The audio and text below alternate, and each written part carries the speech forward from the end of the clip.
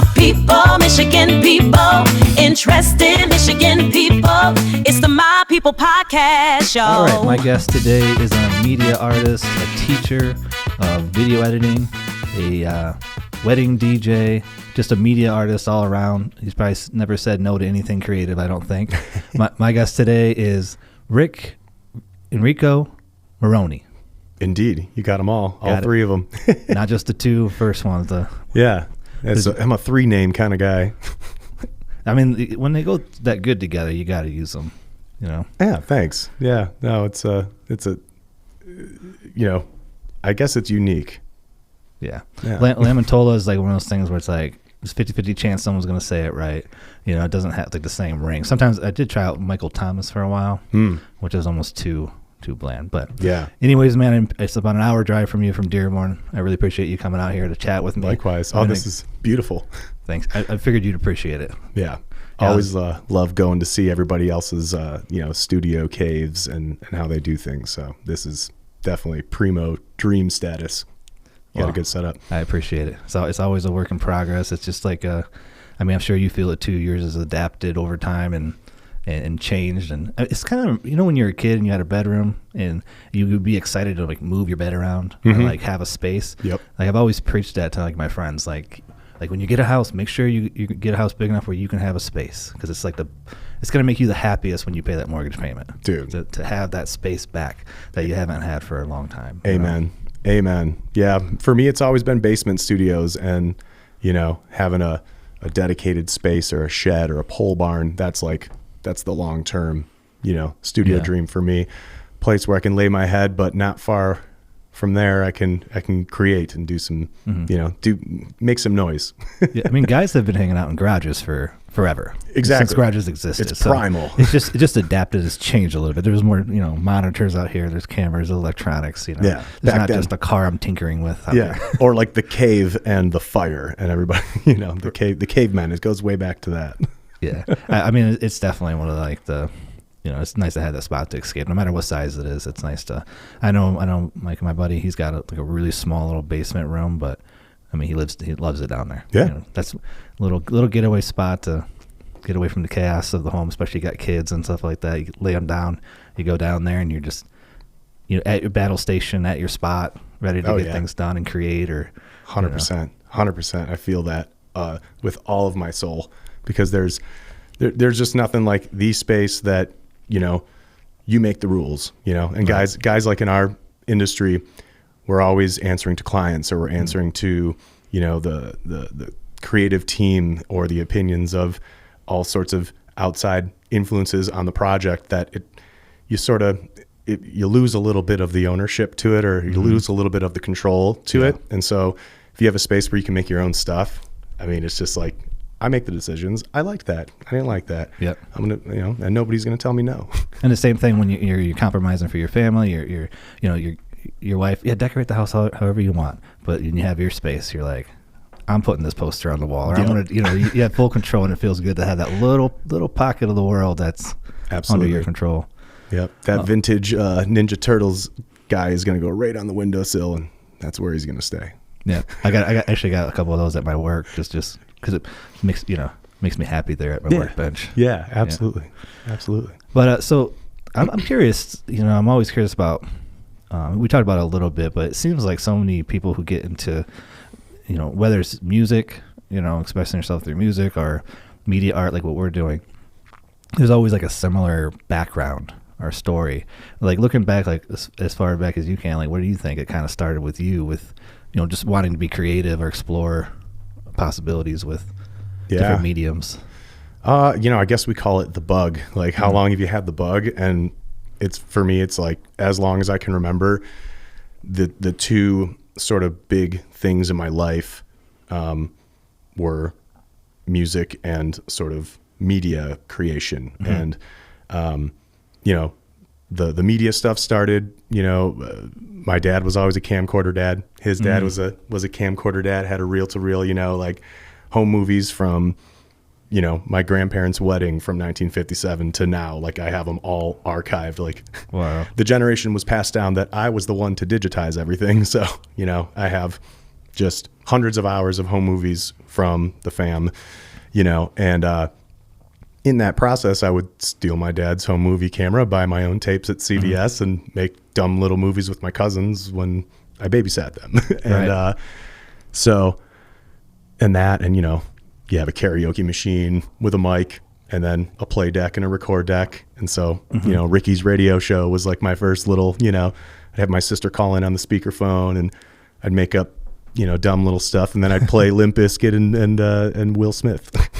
And that was that little release. And, you know, the Talkboy tape recorder, like all those little. The Talkboy was amazing. Oh man, I still have, it's broken, but it's in my studio. It's there. Doesn't work anymore, but it's there for like the reminder of like that little voice changer. Yeah. Like that opened up so and one many. of those little refrigerators you have to open with a key.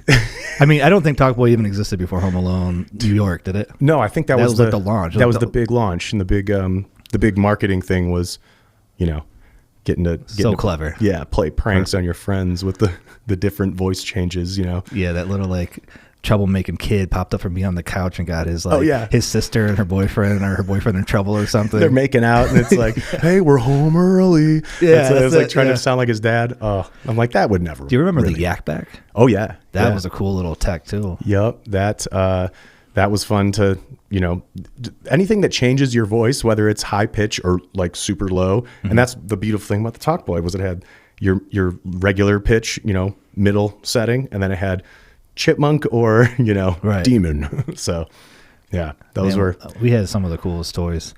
But yeah, so you just found yourself playing with any kind of piece of tech that you could, seeing what you could do with it. Yep. And then and I had another friend, his name's Jeff Mahoney, that he used to have a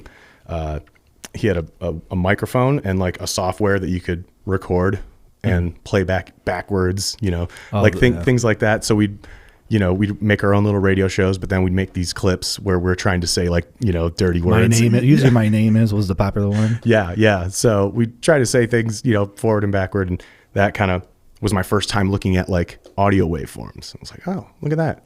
A visual representation of what I'm hearing. That's wild. Yeah. So, you know, that kind of, all of those little things just sort of opened my brain, and just the fact that, you know, I try to piece together the resources around me to create something, just sort of always was in me to do that. You know, lucky enough that my family, we had a computer at home, a Windows. It had Windows XP, so it had Windows Movie Maker, and I got a Dazzle to... XP was a game changer. Yeah, so the pinball game, are you kidding me? No. So basically, I had Windows Movie Maker on there, and then I got a Dazzle, like RCA to USB converter, so I could digitize my tapes. And then from there, it really took off, because I was like, oh my God, I can edit without having to have a record deck and a play deck of like the raw VHS that I shot and the VHS I'm trying to compile, you know? So yeah, I feel like that came up in Ezzy's podcast, where it was like VHS to VHS. But for me, it was like, yeah, like I'd sit there and watch my, or from your camcorder to. Yeah. Right. Yeah. Or sometimes I would sit there and, try to make my own, like, I'm a big basketball fan, and former player, till I blew my knees out. But, I used to sit there and watch like Jordan games and try to make my own like highlight tapes. So cool. I'd sit there next to the record button. He's going to do something. Yeah. Oh, he's got the ball. I'd hit record. And if he did something sweet, you know, save it. If not, rewind it real quick, try to get it in the right spot and wait till the next time he gets the ball. And so, that's cool. You know, those were always just sort of like little, you know, piecing together little things as I was going. And then, you know, along with, you know, with that came music, because you know, grew up with two of my best friends, Garrett and Andy. We started our first band when we were 10, and I was the guy that would shoot music videos for us and like edit little dumb things for our website. And that was kind of, so music and video kind of always were just hand in hand. And, you know, developing mic skills and developing production skills just sort of evolved over time, you know, as you went from digitizing your tapes to already having digital files on a card that now I can just work with. And just I kind of feel went like from there. We probably, I don't know how old you are right now, but I'm pretty sure we're probably around the same age because it sounds like the same as that kind of childhood. Like I remember when we got the first like Windows XP, and there was like this thing where people would pass around these floppy disks with WAV files. Remember that? It'd be like Homer Simpson and like all these funny like little WAV files, and I remember like playing with those. And Okay, on the count of three, because I don't know how old you are. On the count of three, we say our age. All right. 1, 2, 3, 41. 37. pretty close. Yeah, one generation of high school above me. So yeah, you're like, my sister, my older cousins that were downloading Napster files for me, and I think when you're talking about the band stuff, it reminded me like just like I was in a similar boat where whatever it was, I was messing with technical stuff even when I was younger, just grinding away on figuring things out. Whether it was like, I mean, even to record on those old computers back in the day, Windows computers, you always had to mess with drivers. You were always doing something. You're always just grinding, and there was no internet to figure it out. You just had to sit there and poke around, or pull out the big manual book that came with your software until you read through it. Yeah. And so when I was in a band, who was the person that first one to learn how to use the mixer or the EQ things, or for me it was even when we started making flyers for marketing, taking photos. We're speaking the same language, dude. The first digital camera I had was like as seen on TV, like a stick. Remember they're like the stick digital cameras? It's like, but it's digital. Yeah. It holds 12 photos. Oh, what was that called? It was, I know what you're talking about. It almost looked like a modern 360 camera, but they didn't not. zoom. They didn't have a screen. They just had like a little look thing. You take the picture, you'd be able to drag it on the computer, but it was still like the coolest thing ever, From that, me and my like cousin made like a comic book with like, we made like a bunch of expressions of our faces, and then we made stick figures, and we did a whole comic book inside of like Microsoft Paint. Oh, nice. Just all this clunky stuff, just kind of bring it together to make something funny, and we laughed our asses off the whole time we were doing it, and it's great. You just, when you have the idea, you just have to figure out the steps to get to the idea. It's like set the end goal. It's like, how do I get to that end goal, and like what things do I have to glue together from different parts of things that I have around me? And it used to, now it's just getting easier and easier, but I would never take back the progression that I had. I feel like it's just like, I've always said like the creatives, we're going to be a really good place with like the new tools that are coming, how easy things are getting, having grinded so hard. Yeah. I know there's a lot of guys who had resentment for like, even me getting in the video. I didn't really get heavy in the video until like DSLR filmmaking came about. Right. Because it's like, like my cousin asked me like, you get to T3i. How is that for video? And I was like, he was like a serious video guy at the time, like doing weddings. I was like, is this a good camera for video? He's like, yeah, really good. Like I want one. So I was like, this is okay. So I just started filming some bands and started messing around, and and then you get the old heads telling you that I used to cut on film, you don't know anything. It was $40,000 to just do any wedding, or like you had to have this software, and and I understand that like whole like you see somebody else come in that's might have a little bit more. I watched a lot of movies growing up. I feel like I was naturally a good editor. Like our developer of films or whatever, like ideas were all up there, and then now they could come out. And if you're a guy who just invested 5 years ago crazy amount of money, I understand that. Put it to use. For sure. There's no reason why you can't.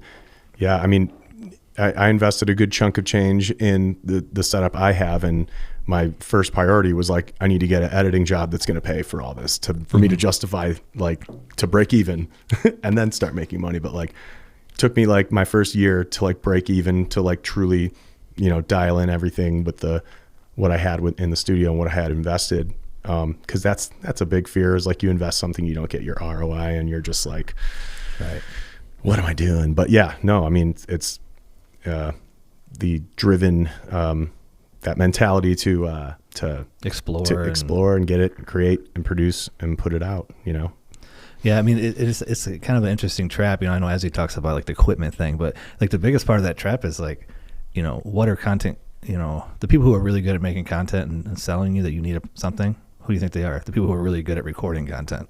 Like, we've been seeing high quality, content marketing, like producers saying, look at this camera, look what I did with this camera, you should buy this camera will make you happy. Like, we've been seeing that high level stuff a lot more than people who are buying makeup or something. Even on the like, if you go to YouTube and look for some tutorials, like the sample footage they're using is like brilliant, mountain range drone shots, and all these like super,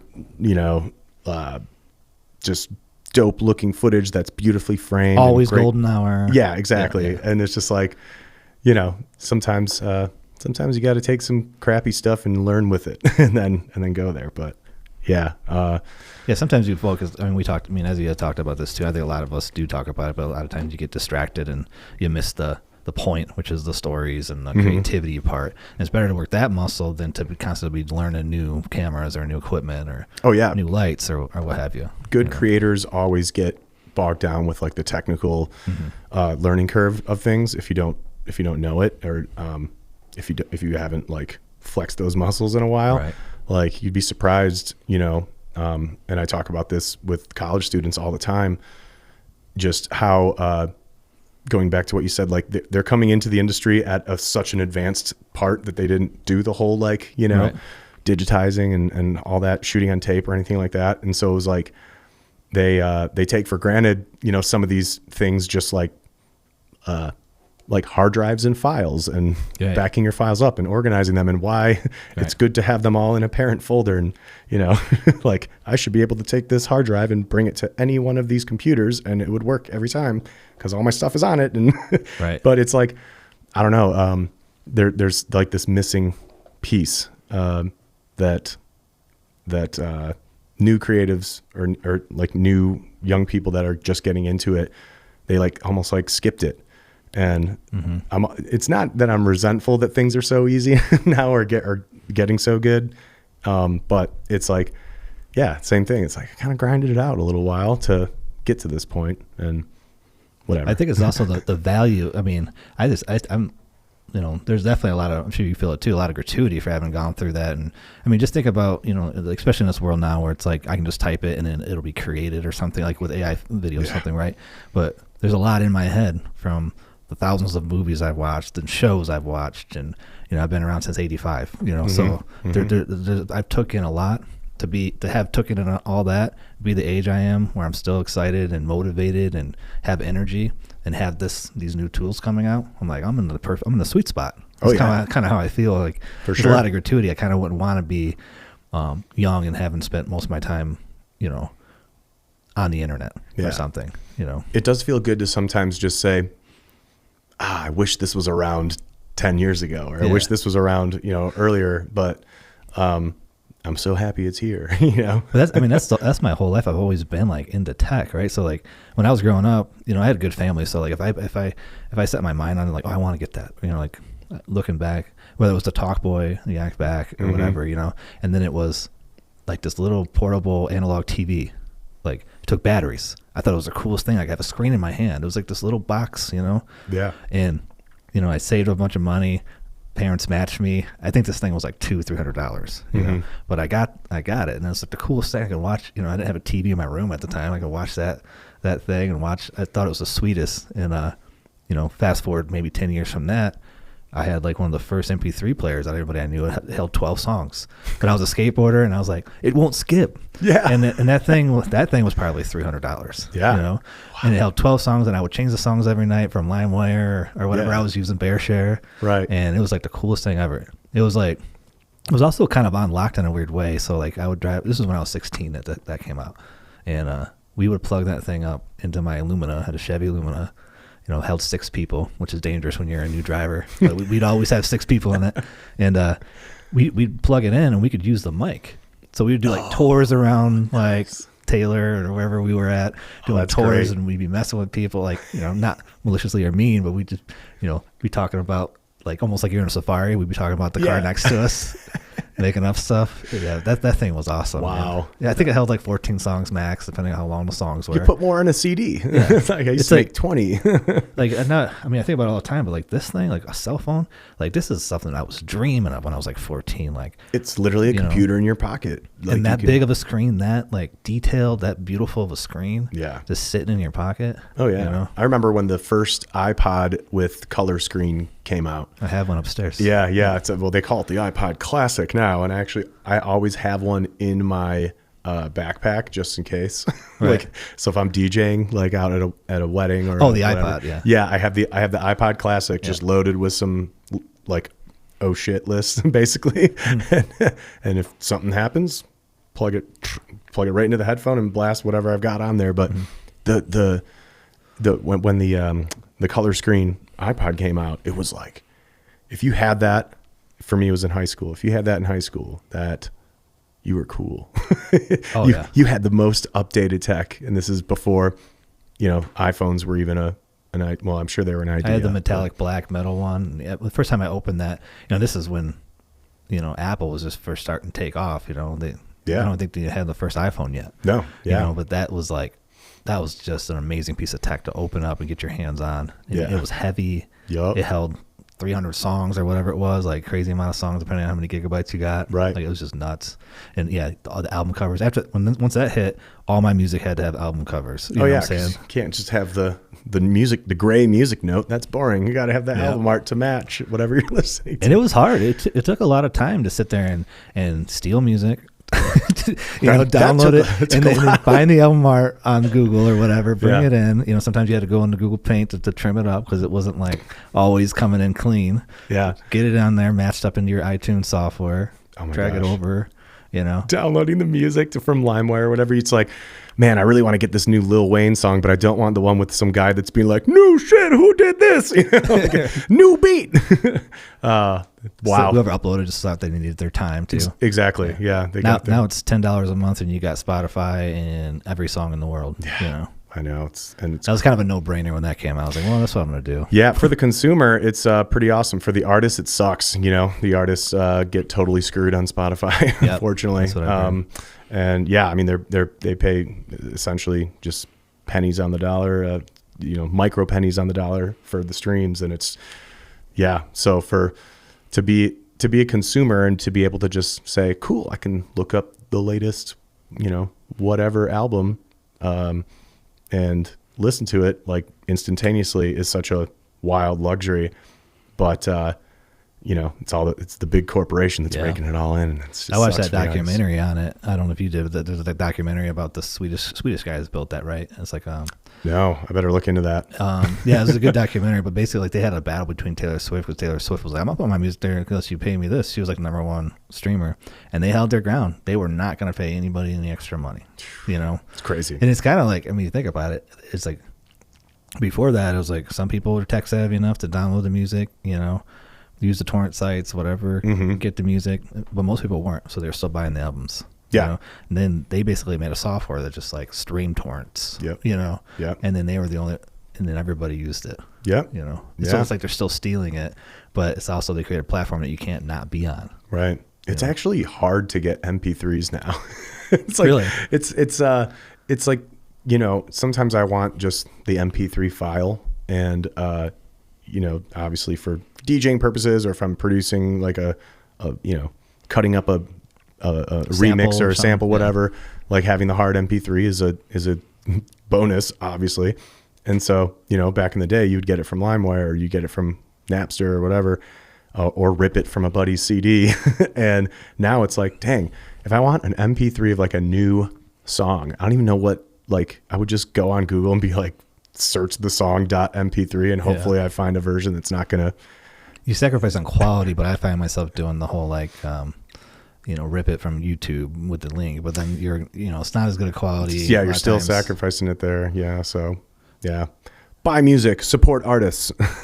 Buy a T-shirt, something. Yeah, exactly. Go to the website. There's going to be some way for you to support them on their website. Oh yeah, yeah. So that's like my whole. I play bass in a funk band in Detroit called Strictly Fine, and we're like a 7-piece wacky,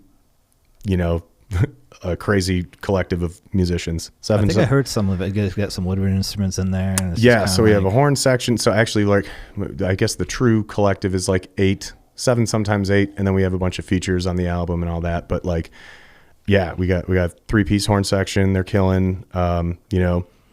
Keys, 2 drummers. Percussion and drums switching. I play bass. We kind of all share. There's like 4 singers. But long story short, we're a wild, wacky bunch of characters, and everybody's just so cool and has such a like unique personality that they bring to the band.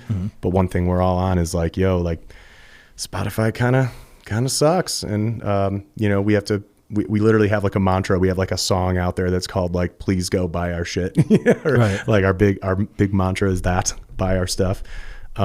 Because that's the only way to really, like, if you buy a t-shirt, I mean, that's equivalent to however many thousands of streams, that would be equivalent to the $25 t-shirt that you just bought at their show. Or, you buy a $10 CD and that's more money than we make on Spotify in 6 months. I mean, at a minimum, I feel like, there needs to be a new Spotify where they include a tip jar. You know what I'm saying? Because it's real. so funny that, you go to, you go to restaurants, there's certain things that you just always feel like, I need a tip. Yeah. This person interacted with me personally. Right. It was a good experience. I should give them some money, right? Yeah. How many times you listen to a song, you're like, man, my mood just changed. That feels great. Yeah. And it could be a song, whether it's a song with a solo artist that just kind of really hits you at the right time, whatever, or it's a band. There's been a lot of times when, if that was normal, more standard, like that, I would be like, man, that was a good song. Let's just do it again. But let me give them a tip. Yeah. 50 cents, whatever. Right. Yeah. And then Spotify takes 49 of it. That's probably what they would do too. Like, well, we got to build the code. It's like, do you even got to build the code now? Can you use AI for that too? Yeah, like, just put the damn tip jar in. For real. Do it. Just make it happen. I mean, Bandcamp, supports artists and things, but they still take a cut at the end of the day. They have like once a month or once every couple months, they run like a Bandcamp Friday where they give, for 24 hours, 100% of sales go directly to the artist. Bandcamp does not take a cut. But it's like, why don't you do that more often? Or like, why?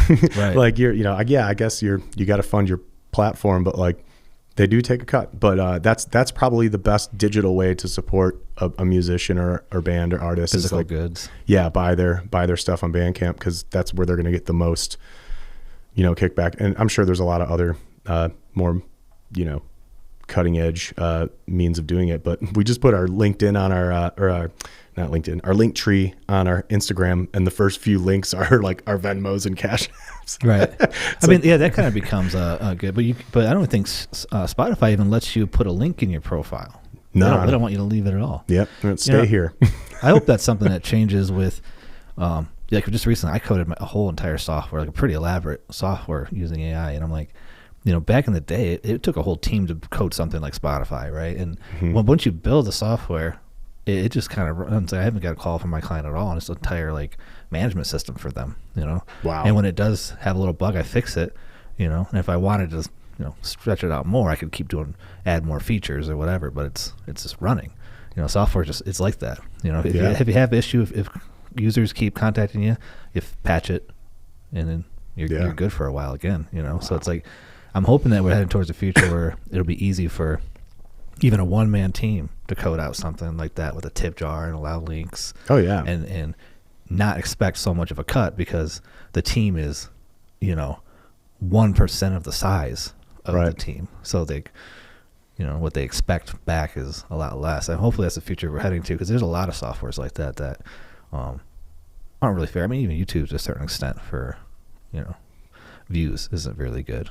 Yeah. But we're just getting out of this world of software being a hard thing, taking, a big, huge team, a lot of development, Oh yeah. And it's wild where things are going right now. There's probably been 100 ideas like Spotify that would have been better for artists than Spotify. And probably even more fun for users since Spotify's been created. But the bar to entry is so high that it's not in our lives right now, Oh yeah. But we're heading towards a space where it can be, Oh, for sure. There was back when I was in college, I had a friend that did a startup called My Band Stock. Do you remember this at all? Like, I think I remember they did a launch party for it, and the guy from Fall Out Boy was there. So it was actually at BTB Cantina. Yeah, I DJ'd it. This goes way back, but like, yeah, my buddy Drew Leahy did a thing like that, where it was like, you buy, it's almost like what's the huge one now? Patreon. There it is. Patreon. Yeah. Do you have a Patreon?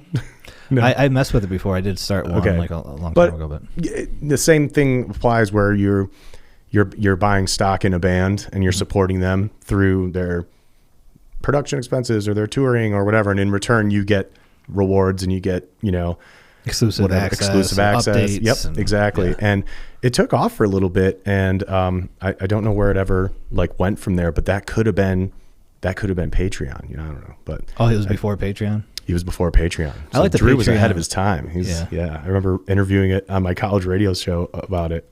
Shout out to Drew. Yeah. But he's a genius in many. Now, did he code that He's himself, fine. or did he have a whole team that I don't know. got behind him on that? I think he had a whole team, but I'll tell you what, I've seen that code coming across. So I'm doing I tried messing around with code in the past and taking little classes about it, and now I look back and I'm good thing I didn't do that. Yeah. But man, when I see that code going through, or even I'm still technically minded, so when an issue comes up, I can creatively think how to troubleshoot it, ask the right questions, get that issue resolved, and work through coding. I'm technically minded enough to do it. Yeah. But I see that, I'm just like, I couldn't imagine hand typing this stuff out. I have so much respect for true coders. Yeah, I don't know. Because I'm like, I'm technical. That's a whole other level. Yeah. Of technical to just sit there and just. Oh yeah. And they're fast with it too, and they speak another language basically. It's an entire another language. I always say I have a line, whether it's for anything, whether it's music or fixing something on my car or installing a cabinet set or whatever. There's always a line that I'm like, this is not my skill set anymore. I need to hire a professional.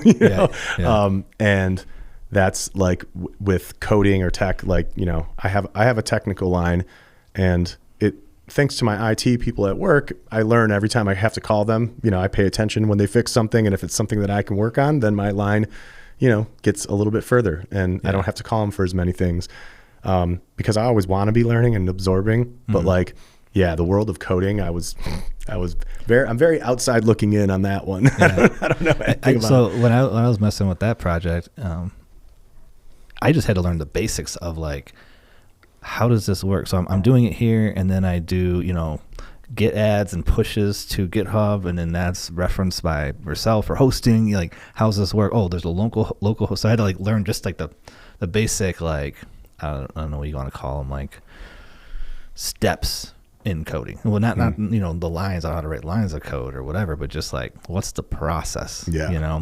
When you make a branch and you merge the branch and whatever, which you don't have to think about if you're a single coder. You're not doing a bunch of branches and merging with your main, but that kind of stuff, that was all foreign to me. I'm sort of every now you're probably starting to you're starting to see the lights kind of turn off. I feel like just that right there took so long to learn. I had my AI making stories, tell me a story about coders that are working together, just understand the vocabulary and the process. But I had faith that if I just understood that enough, I would be able to take it the rest of the way. But that was just a hard journey right there. I'm just like, what? Yeah. Just so lost with it. Yeah. Never dove in. And I feel like I forgot what comedian said it. I think it was Mark Maron at one point. He's like, nah, I don't have enough time left. Not going to get into Game of Thrones. Don't have enough time left. I'm not going to listen to Fish too much. I'm not going to, but yeah, coding. I think that's one skill set that I'm leaving behind in the world of pre-AI.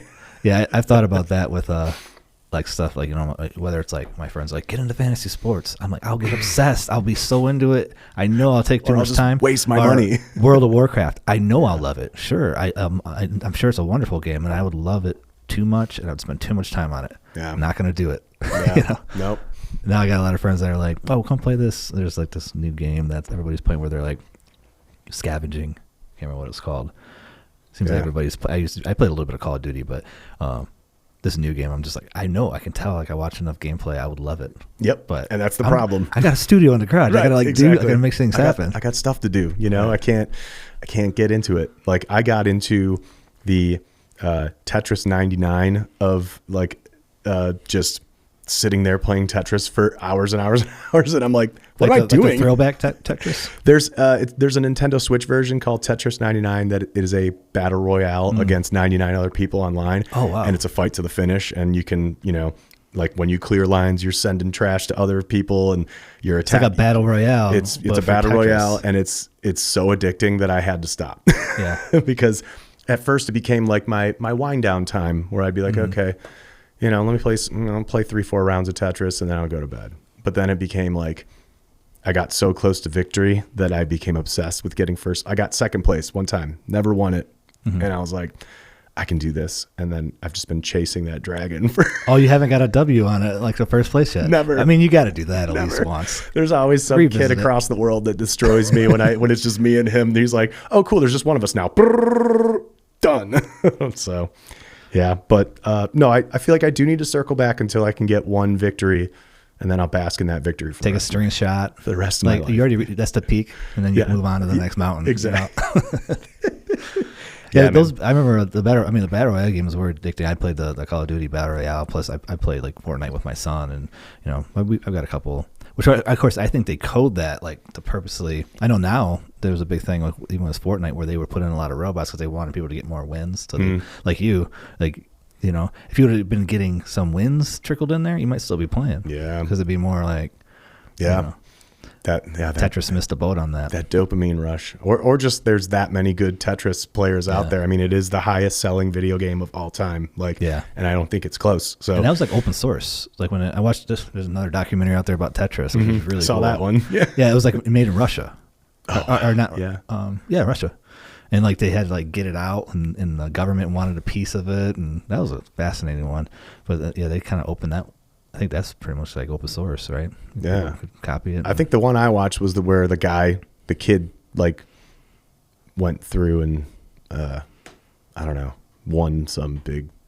Was that like in the Tetris, 90s or something? Yeah. Yeah, I think I know. He won like a whole video game. Like it was there was a mock of it in some 90s movie.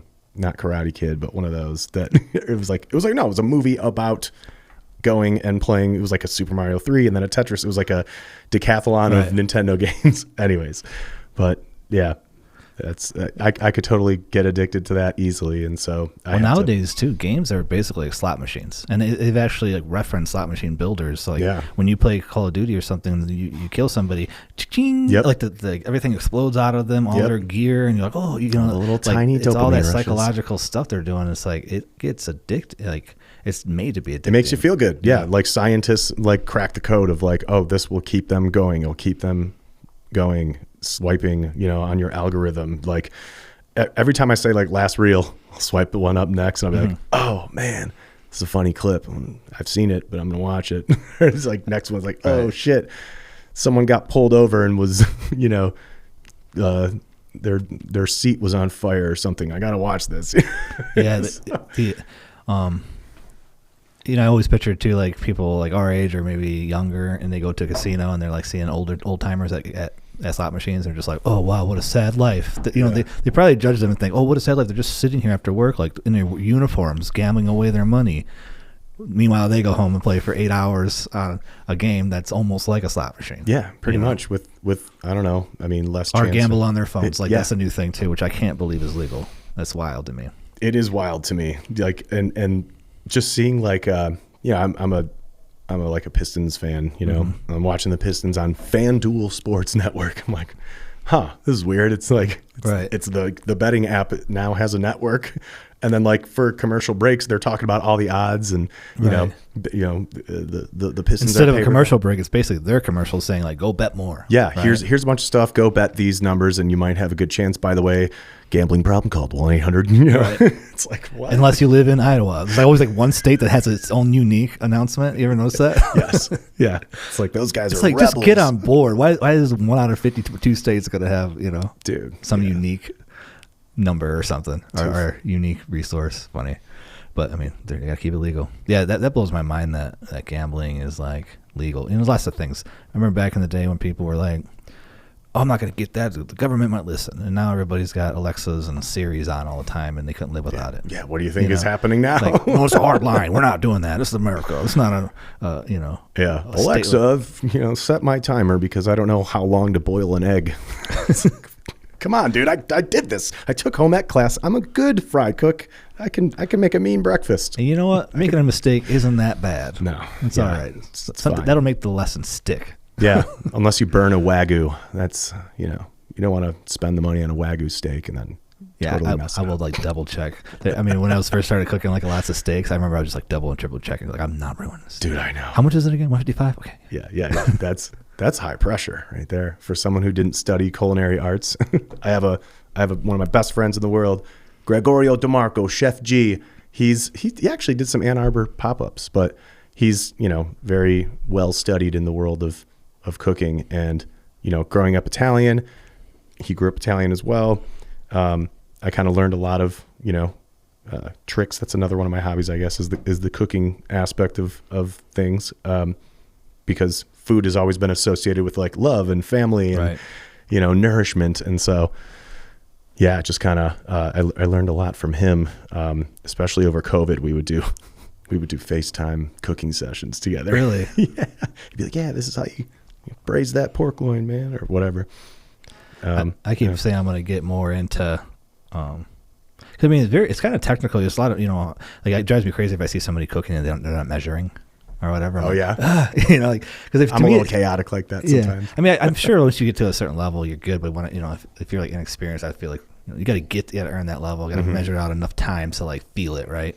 And I'm not there, you know, like, and I'll see other people that I know haven't cooked as much as me, and they're just like, you know, I'm like, yeah. Well, but it's like it can be technical, and like, you know, the idea of like having a recipe, tweaking recipes, saving recipes.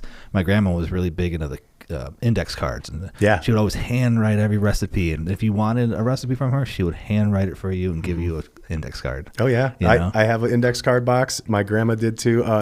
My Italian grandma was very much had like a recipe in the book. Like my grandpa had like this literal binder that had flip pages, and we had all of our recipes in there, you know, family sausage and bread and sauce and everything. And then when it's like you follow the recipe to make the stuff in bulk, and then as you're cooking it on the stovetop, you're sort of little this, little that, pinch of this, pinch of that to sort of bring out the flavors. And that's sort of how they always operated. But the recipe book now is like this like, you know, sacred thing that my grandpa was always like, this is where it is, and, you know, when I die, it's here, and you don't give it to anybody else. And so that's my family does like 100 pounds of sausage every year. We just did it over the weekend, actually. But we've had this you know, sausage recipe that we follow, like down to the grain of salt. My grandpa had this. Wow. Like, it's a big family. That's a lot of. Yeah, we did. Well, my dad, my grandparents had three boys, so, you know, us and their kid, you know, they all had kids, and lots of cousins. Yeah, it's like a family assembly line, you know, doing the whole thing. But we do wine, we do sausage, we do sauce, pasta. Pasta's a lot of work, but yeah, I mean, it's all a lot of work. Yeah, it's all a process, but yeah, it's fun. I was looking for a bottle of the homemade wine to bring in, but that was, I didn't have any fresh in the house, or I didn't have any bottled in the house, so I had to. So is that like parties like outside of like the holidays that you guys get together and we'll kind of like make some of this stuff, or is it just kind of? Yeah, pretty much. We make it for like to survive the year of, you know, birthday parties, holidays, Christmas, Thanksgiving, New Year's, whatever. We get together a lot. It's kind of part of the Italian way. We used to get together like weekly growing up. It was like Sunday dinner, 2:00. We're at Grandma and Grandpa's. Right. You know, we're in the basement. There's a big long table. There'd be like 15 of us every week, and we would just catch up on the week and eat and hang out. Grandma would cook for an army, and you know, but then we have these days, and so these labor days of creating, you know, making the sausage, like those get thrown in the freezer, or like half of them we cure all the way down to like, you know, like salami, like dried, and then half of them we throw in the freezer so that we can throw them in sauce or grill them or on the stovetop or whatever. And that's for the year. And it's like usually, you know, when we're ready to make the next batch, we're like running out of the last batch. So it's like, cool. So those kind of traditions are so important, especially when you can pass them down. And, you know, I think it's like getting harder and harder for families to hold on to those, you know. Yeah. And they should remain sacred like they always have been. 100%. I'm passing it on to my kids, and, you know, it's just, it's associated with good memories, but also just like togetherness and like, I don't know, kind of about that thing earlier, like you set a goal at the end. Like the goal is we process 61 pounds of sausage and, you know, make it into 200 something links. Where do we get there? You know, Yeah. Trim the pork, grind it up, season it on the table, put it in the casings, tie them up, hang them up, wait a couple weeks, and then, you know, so it's like a whole thing. And yeah, the whole stock is kind of like, it's for hosting essentially. It's like we don't sell it or anything like that. It's not FDA approved. Well, food. I learned this. Like, I mean, obviously we all, my family, we always get together around food, and we have our dishes. And my aunt would bring, banana pudding, and like there's certain things certain people would always bring, and it becomes like a memory locked in a taste, and a smell and a feeling, But when I did some video work and went to Oaxaca, like Mexico, and that was the first time I ever went to a Latin American country, and it kind of like showed me like how other countries live, like, because there's no, I had this vision in my head because I had traveled a little bit, and I'm like, well, there's always a McDonald's, there's always this, there's always like franchises. I'm gonna go down there and watch. It's not gonna be any different. I had no idea, I was younger at the time. I go down there, there's no there's just markets every so many blocks that everybody goes to every day to get their fresh produce or get the food they need to come back and cook.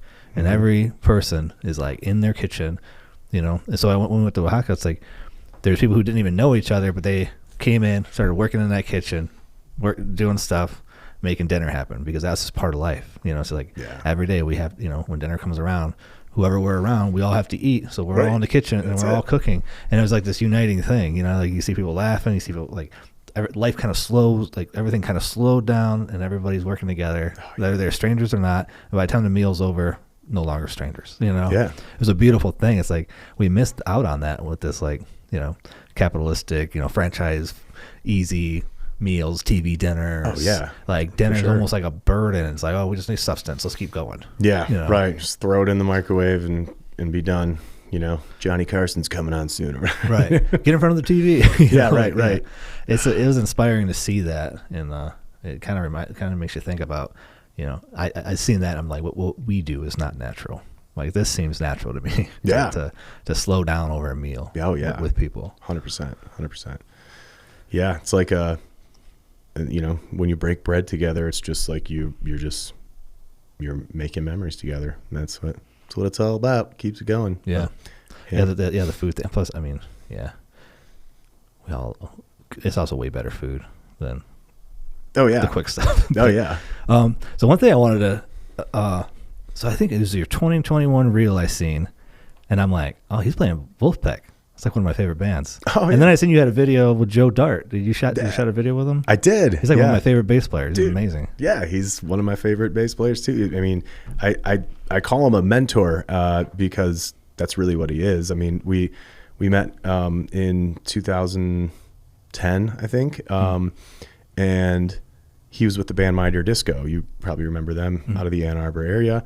And anyways, I was a film student at Dearborn, and I had a radio show, like much like this, where I have friends. I had a co-host, and we'd interview bands, or we'd call people and on their local like student radio. Yeah. Or just have well, I'm sorry, my campus's local student radio, which used to be like a 24-hour web stream, and there was all the students had their own shows and stuff. So my show was a little chaotic, just kind of had like, I had my music friends on. I had, we'd talk about current events and sports and just whatever.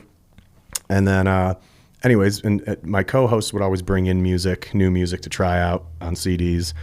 We'd pop it in and play it and talk about it. And My Dear Disco came across, and he got it from some event in Ann Arbor, probably from Treetown Sound, honestly. And they blew my mind, and I became a fan of the band for like a year. And then when I went to see them live for the first time, Dart was on bass, and I was like, whoa. I was like, he wasn't on the album. That's like some bass playing I haven't heard before. And so being that they were all sort of going to school at Ann Arbor and I was going to school at Dearborn, I just introduced myself one time at a show like beforehand and said, hey, I need a project for school, and I'd like to do like a little mini documentary on you guys.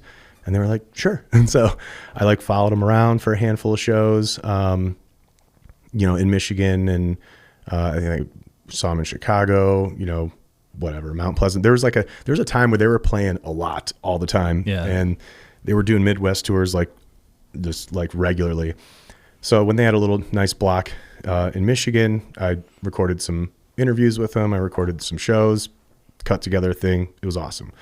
And then Joe, as we became buddies on Facebook and all that stuff, I had a bass player and like I had a regular cover band for a while, and my bass player had to scoot, and so I just kind of hit up Joe. Was like, hey, I got a like a bar band gig every week. He was like 20 at the time, and so I was just like, hey, easy stuff. Here's the set list. Like, do you want to just come and jam and make money every weekend? And I was on drums, and he was like, yeah. And so then we became a lot closer in that. So you got to play drums with the rhythm section with Joe Dart. Yeah. That's pretty cool. Which, man. yeah, dude, I'm still starstruck about it. No, but he's just one of the coolest dudes ever, and just a huge influence on my bass playing. I honestly, like, I have, my core, like, friends that I've been playing music with forever, Garrett Schmittling and Andy Leonard, and just a couple other guys that really like formed me as like a musician growing up. But then, like, I don't know, when I met Joe, I was still like, I was a drummer, but I was kind of morphing into bass. Mm-hmm. And now I consider myself like a bass player, even though I'm a drummer first. Yeah. Like, but now I'm gigging as a bass player, and I wouldn't have been able to take that extra step if it weren't for like Joe's kind of like, inspiration and guidance. And, we did a few lessons together, but like mostly gigged together. And like when we gig together, that's when you really like start to pick up on each other's like, quirks and tendencies. Mm-hmm. Like every time I play with Strictly Fine, like our keyboardist, Mike Harrison, like I learned something, Right. Just cause he's just brilliant. And so, I never went to music school. But all my bandmates and colleagues did. And so I feel like I get a nice, well-rounded education from a lot of these guys, and I kind of get a lot of inspiration and whatnot. But yeah, Wolf, huge inspiration. And, I kind of consider me being like kind of a fan of them or associated with them since like day one, like day zero, I say. Cause like, I remember Joe on Facebook posted Beastly, and he was like, hey, I started this new band called Wolfpack or whatever. Mm-hmm. And like, this is Jack Stratton's thing. It was like Nick Nagurko was the engineer. It was like for his like master, in the audio engineering program. It was like his thesis recording. Right. And that's what Wolf's first session wasn't even like they didn't have a plan to be like a real band. And then it's just like getting together a good group. And they just got to get chemistry was there. Yup. So that Nick could, do his audio thesis. Wow. And then when they put it on YouTube, it like blew up. Cause like, that first track Beastly was like just super bass heavy, and, all the he gets like 4 bass solos in it and just shreds. Yeah. And then it just took off from there. And yeah, I mean, we remain friends to this day. Like, he's a good dude. I partied with them at Madison Square Garden the first time. Really? Yeah. I went to the show, and we all, that was a cool show. I went to the bar after. I watched it online. Yeah. Oh, dude. I had to watch the second one online because, it was my daughter's first birthday, so I didn't make it out to MSG this time. Darn it. But tell them to come back to Michigan sometime.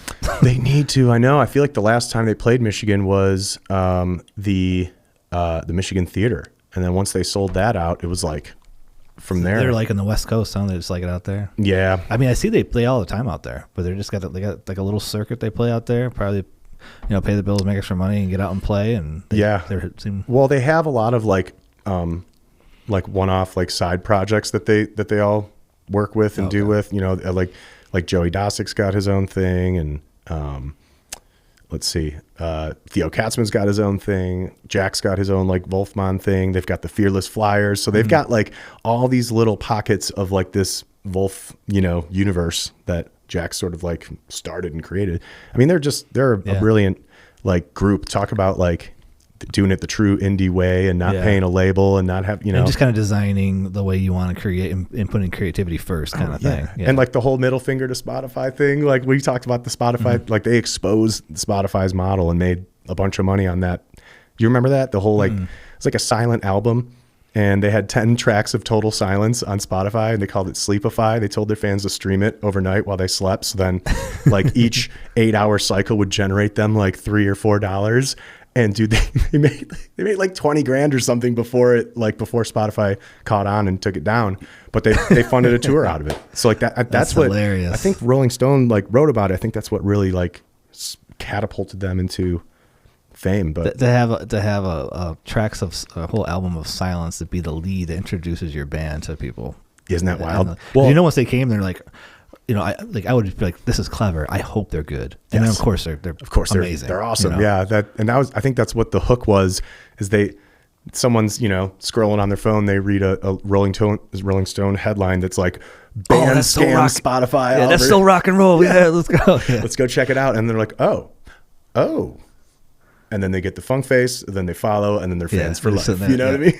So I just seen somebody, it was Joe was in it too, but it was like this lady was playing piano and singing. Just recently got released, probably in the last month or two.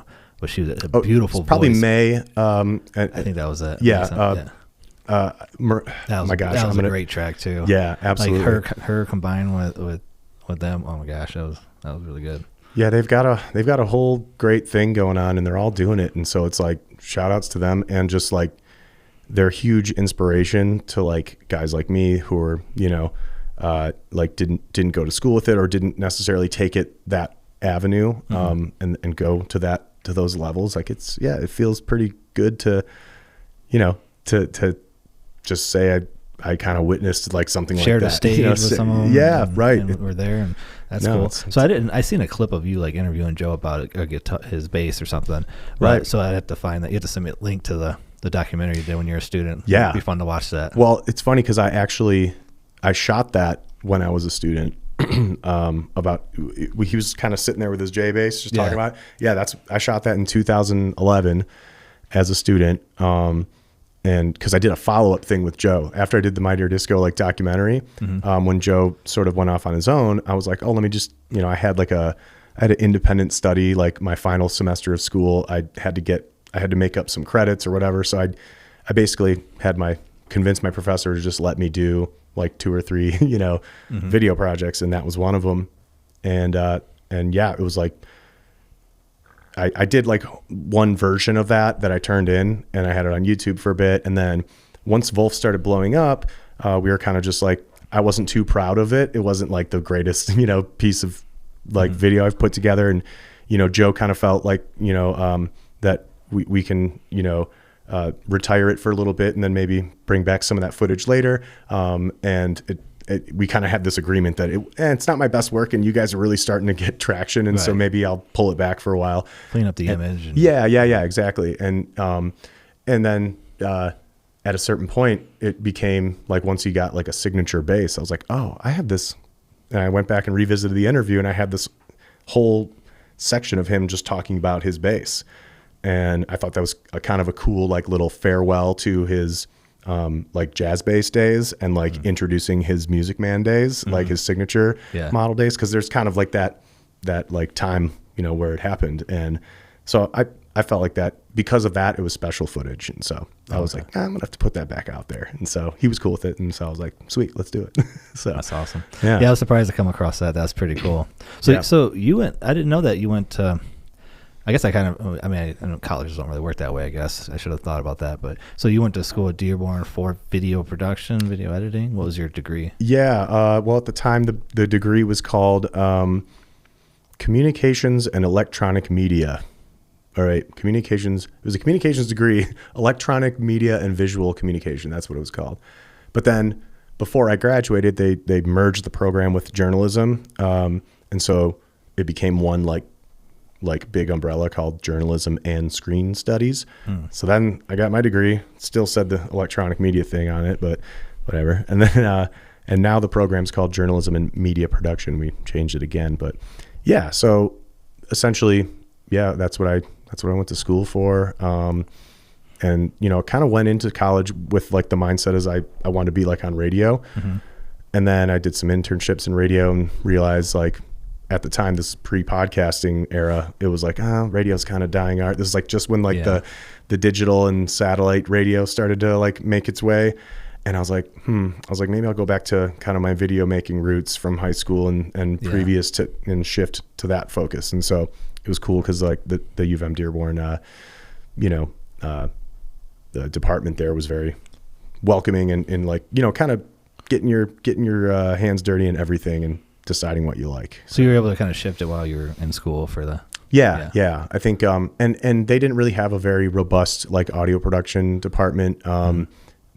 Their professors were a lot more focused on film study and filmmaking and like advertising copy For the and digital stuff. media. Yeah. So I kind of went that route a little bit. But my future bosses and favorite professors at the time, were very like documentary like driven teachers, and so I kind of leaned into that for a little bit for a lot of my projects. But my bread and butter, my passion projects are like music videos and comedy. So like that's like if I were to make something myself, it'd be a funny music video, or it would be like a sketch, like sketch thing. I've seen a few of your music videos. I've seen like one that was like kind of like animated, which I was wondering if you did like the drawings on that, or Yes, yeah, I did. That was pretty interesting. That was a good one. Yeah, that was one of those like, let's limit my resources. Let's just cut out the noise and say I'm gonna draw all these frames on an iPad. Right. And then I'm going to export them and edit them in Final Cut 7. And bring over the layers. And it kind of gave me flashbacks to me and my cousin's like comic book thing. Because we kind of brought in different backgrounds. It was intentionally Like, campy. Yeah. And that's what that music video was for my best friend Garrett, who we started music when we were 10, still playing together now. It was Strictly Fine and all that. And he was very much like, I don't want you to spend too much time on each frame. I want it to be sort of intentionally crappy looking. I want it to sort of be like you're almost like sketching in your notebook, only like with a few more tools or whatever. And so there was a screen record function on the software. I think I used Sketchbook Pro. I can add a lot more frames now. Yeah. I was like, I'll just time lapse myself drawing this thing, and then I can duplicate the frames and tweak them, and then and then animate. So I literally like play forward, play backwards. Mm-hmm. I seen the one with the guy dancing. Oh yeah. That's so funny. Yeah. I feel I've always, music videos are something that I always enjoy. Like I've been approached from people. I've done a couple, but man, it's just like having been a musician for so long and experience of just studying film and different things. It's like I can close my eyes and hear a song. You send it to me, and it's like right away I almost come up with the concept of the music video. And sometimes it's hard to explain it to the artist without shot list or whatever. But like, so let me run with it. Like the creativity is like so much more, high versus documentary. But I feel like documentary is kind of what I've done the most. I had a whole series where, similar to this, I had like 3 months where I did like a mini I call them showcase videos, but I go out and just find somebody I was interested in, whether it was a band or it was a business owner or something. Yeah. And I would go and interview them. I had my little like system for like, what questions I would ask, and then I'd go get B-roll and put it all together in this nice little short documentary. Yeah. And how short are you talking? Like, what was the deliverable? 5 minutes? Like 10 minutes? 3 minutes. Yeah. 5 minutes. Nice. Sometimes even under that. I just whatever it felt natural for it. You know. The hard thing when I first started that was like finding royalty-free music. Yeah. That was like the biggest pain for video production for the longest time. You know? Now I have a client right now that wants me to do a whole hour like training video, and they're like, "Is the music licensing included?" Yeah. Yeah. Because there's ways to make it'll be original. Don't worry about it. Yep.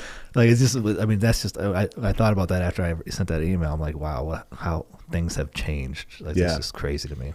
No, it is wild. But documentary is like I really like, just like this, where I kept tweaking, like how to look across the camera. That's one of the biggest mistakes I see people do is they're sitting, like interviewers on the wrong side of the camera. And so your cuts don't look they're right. not looking past the camera.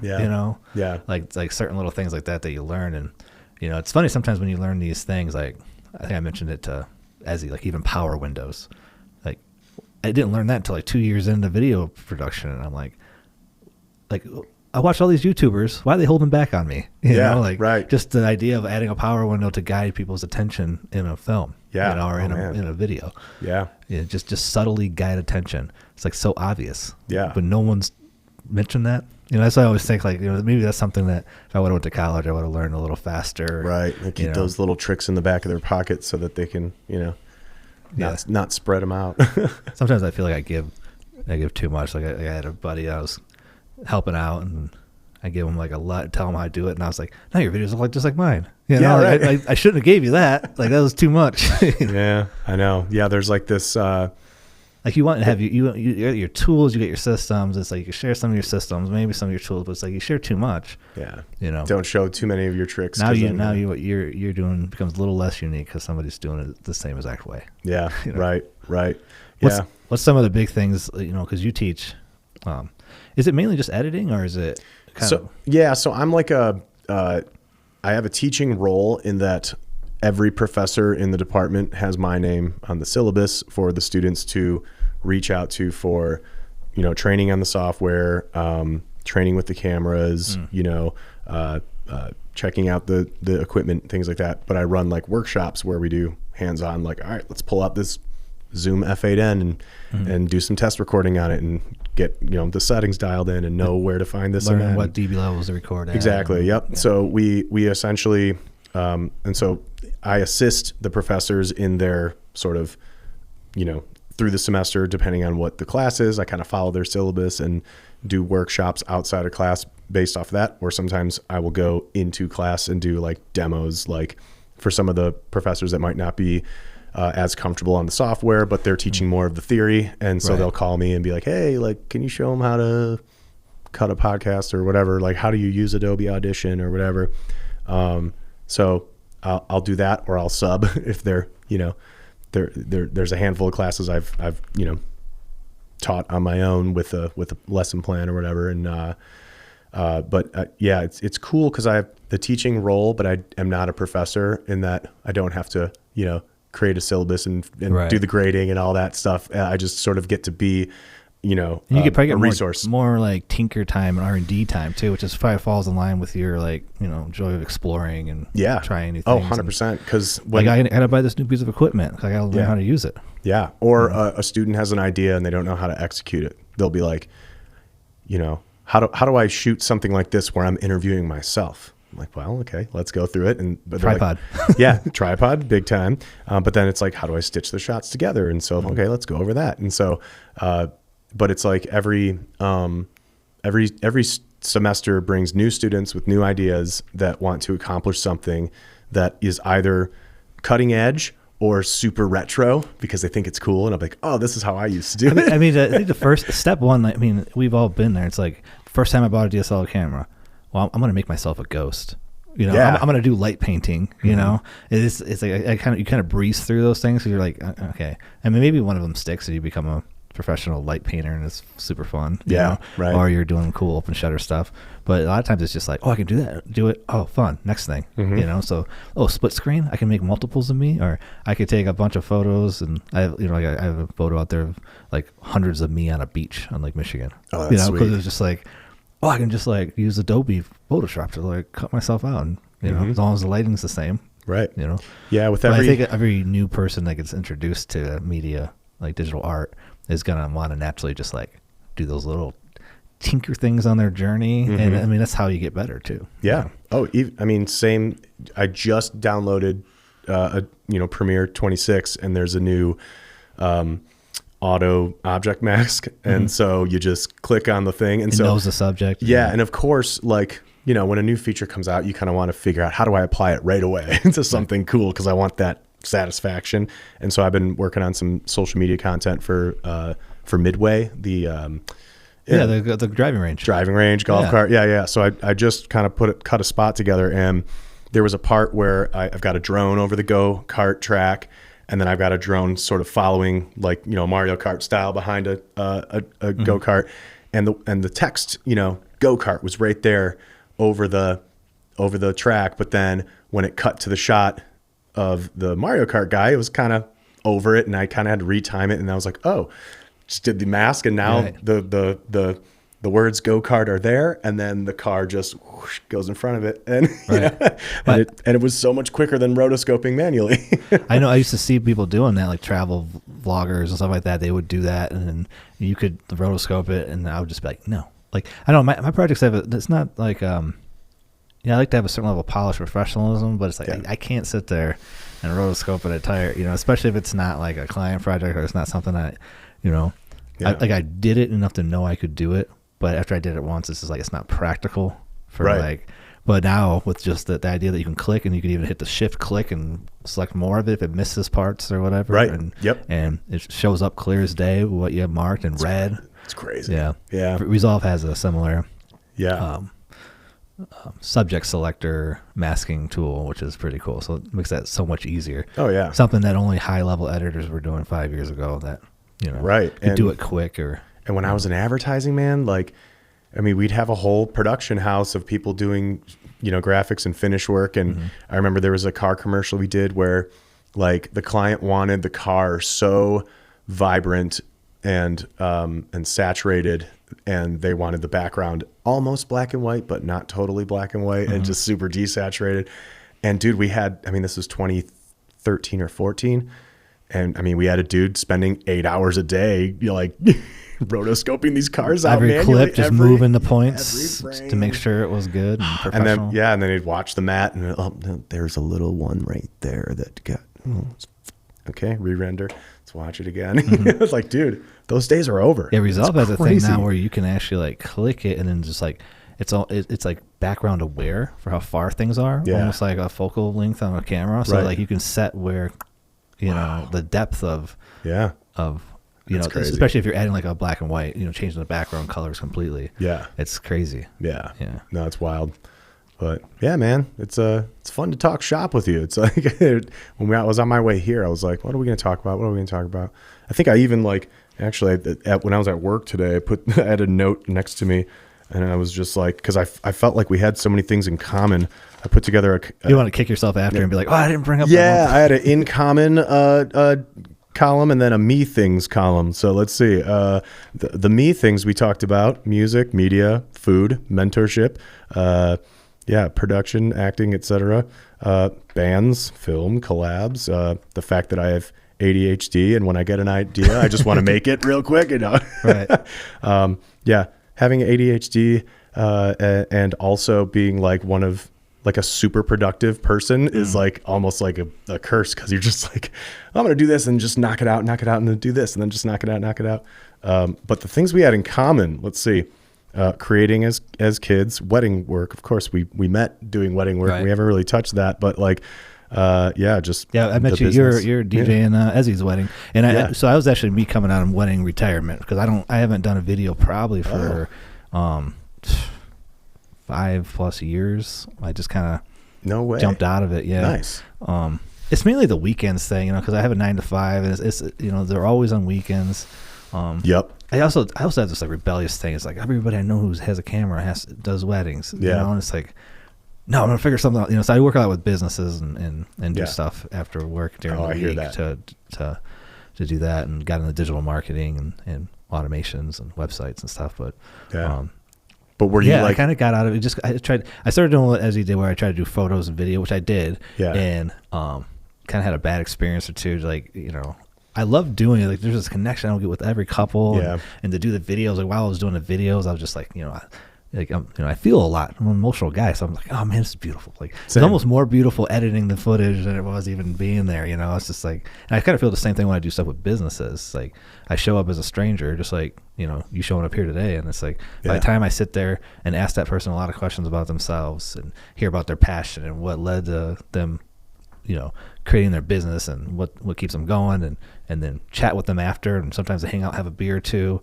like. And then I go back and edit this footage. It's like something about editing. It's like you're putting those moments under a magnifying glass with music, and you're feeling more like, I don't know. I love the process. The wedding thing is so competitive. I'm like, I think I can figure out a different, kind of finding a different direction that's not so saturated. And, it's scarier too, because it's such a, like, I've had times where I messed up shoots for businesses. Yeah. Not so big of a deal. Mm-hmm. Like, as he mentions, if you mention up a wedding, especially a high-end wedding, like, that's a big deal. For sure. And that was that was always my reason for staying away from wedding videography entirely, is because I think I've done 2 and they were for friends, and they essentially edited the footage. I just kind of gave it to them. I was like, cool. I never wanted to deal with the post-production of a wedding, because I liked the production part of it. I liked, we're here for 6 hours and it's going to be the best day of this couple's lives. Right. I'm an MC. I'm naturally just kind of like a performative, like on the mic guy to an audience. And I kind of thrive on that. And I actually like a bigger crowd of total strangers because, I don't know. It feels like there's no pressure. If I have a harder time, like, getting up and making a speech at dinner in front of my family versus like, that. So, you did a great job at Ezzy's wedding. Like, oh, you thanks. set the vibe and yeah. But then when it's done, it's done, Yeah. like I don't have to worry about it anymore. Yeah. No more work. Well, I mean, it got easier because when I first started doing weddings, again, I don't do weddings anymore, but when I first started doing them, I was doing the DVDs, like doing the whole menu and recording the entire ceremony and having chapters, and you realize like, only people watching the wedding ceremony is like the mom with the bride and the bride. Yep. So it's like, and I also seen these people doing these high-end films, and I'm like, that's what I want to do, high-end films. So I kind of did my own version of those, Yeah. Yeah. Well, and that was another thing for me is I was almost like intimidated to even try because I'm like, damn, I'm like, like I've been DJing weddings since I was like 18, and to sort of, I don't know, always sort of working with them and seeing like their quality and their gear and like what their reels ended up looking like at the end. I was just like, there's, like you said, it's oversaturated. There's so many good ones out there that, like, if I want to do the video production thing, I'm going to do it in this other realm. Right. And yeah, I have done pretty much everything you could do at a wedding except for like the catering. So I've done, started with, when I had that T3i, I just brought that. I was starting to just kind of bring that around. I took it to my friend's wedding and filmed in 60p and like captured some, did it. I was very happy with that video. It was very emotional. It was like the first time I was like, wow, I'm like feeling so much from like creating this video, and especially because it was friends too. It was like so special, like to capture this day and then make a video that's almost equally as special that they're gonna have forever. It was like so cool. Right. So that got me a couple more wedding gigs because it was a pretty good video, and then kind of stopped doing that, and ended up getting asked to do a DJ for my friend's wedding, which I did not do. I was not a professional. I knew who they were, so I just got a bunch of songs I knew they'd like. I thought the playlist out really good. There were some older aunts and uncles that were like, where's the chicken dance? They were so like angry at me, like you're not playing. Like I did not do top 40s. I just like I know them. I know it's gonna get them dancing, get all our friends dancing. It was our big friends group, but we were on the dance floor the entire time, enjoying it. Can't argue with packed dance floor. Now I did. How many did I do total?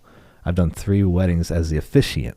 Oh, nice. So that's like that kind of came out of nowhere. I was asked by my cousin Nick to officiate him and Riley's wedding. My cousin, and then my one buddy heard that that was ordained, which takes about 10 minutes.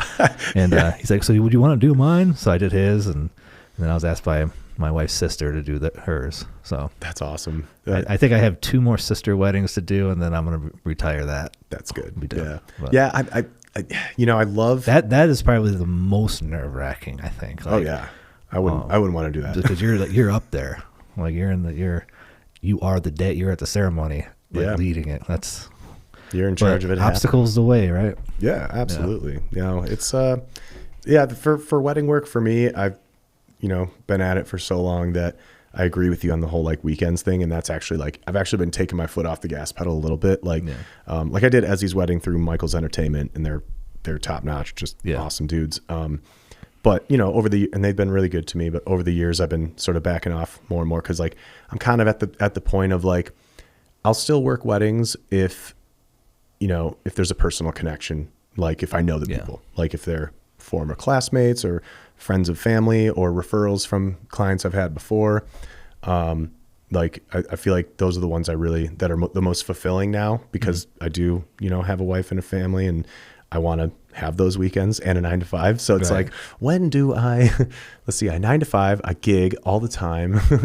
When do I have time to be dad and husband? I don't. And so it's like, these are the times of my life where I'm sort of like shifting my work from, I still want to do freelance work because that's keeping me sharp to bring back to the college, going out there places like this and taking a look at these soft boxes and like, the arms we got a couple of these too at the studio, but like to see how other, folks do it, whether it's a DIY home studio or whether it's like a, like $500,000, commercial space. Like I want to go out there and see it. And I can't always do that through, certain avenues. And so that's good for your main job, kind of get 100% inspiration. And Yep. I know I love to go over to Duderstadt on campus. You have on the Ann Arbor campus and walk into that big studio and Yeah, that's where the first Wolf was done at that room. Really? Yeah. At the big one? I think so. That's where. Really? Oh yeah, because they're students there, right? So Check me. Do you have a Googler over here? No Googler? I don't have a Jamie yet, whatever. Actually, my one buddy said, like, do you want me to come and like do that? I'm like, so far we haven't ran into like what I thought about doing was like rigging up like a software or something like that where I have a button that just triggers like, ChatGPT or Grok or something. Yeah. And then it just it's automatically tied into the Rodecaster. So like basically it's like we're not going to Google it, but we kind of have this like Ask AI button. That's hilarious. I feel like that would be the ideal situation. Oh yeah. So what's that? I'll pull out my phone and start talking to ChatGPT now. I don't know if you've messed with it yet, but like now when I use AI, it's like I use that Soft Whisper Pro. So like I don't even type questions no more. I hit a command, option space. There's option space. Hey, can you do this? Blah, blah, blah, blah, just start talking. Let go. Wow. It's in the text window and go with it. And it's that way. That's in Mac OS. You could download from Mac OS. I think it's only for Mac. Okay. But I think maybe it's for Windows too. But they have that same thing. But basically, it's just like a little shortcut, so it's always running in the background. You just hit.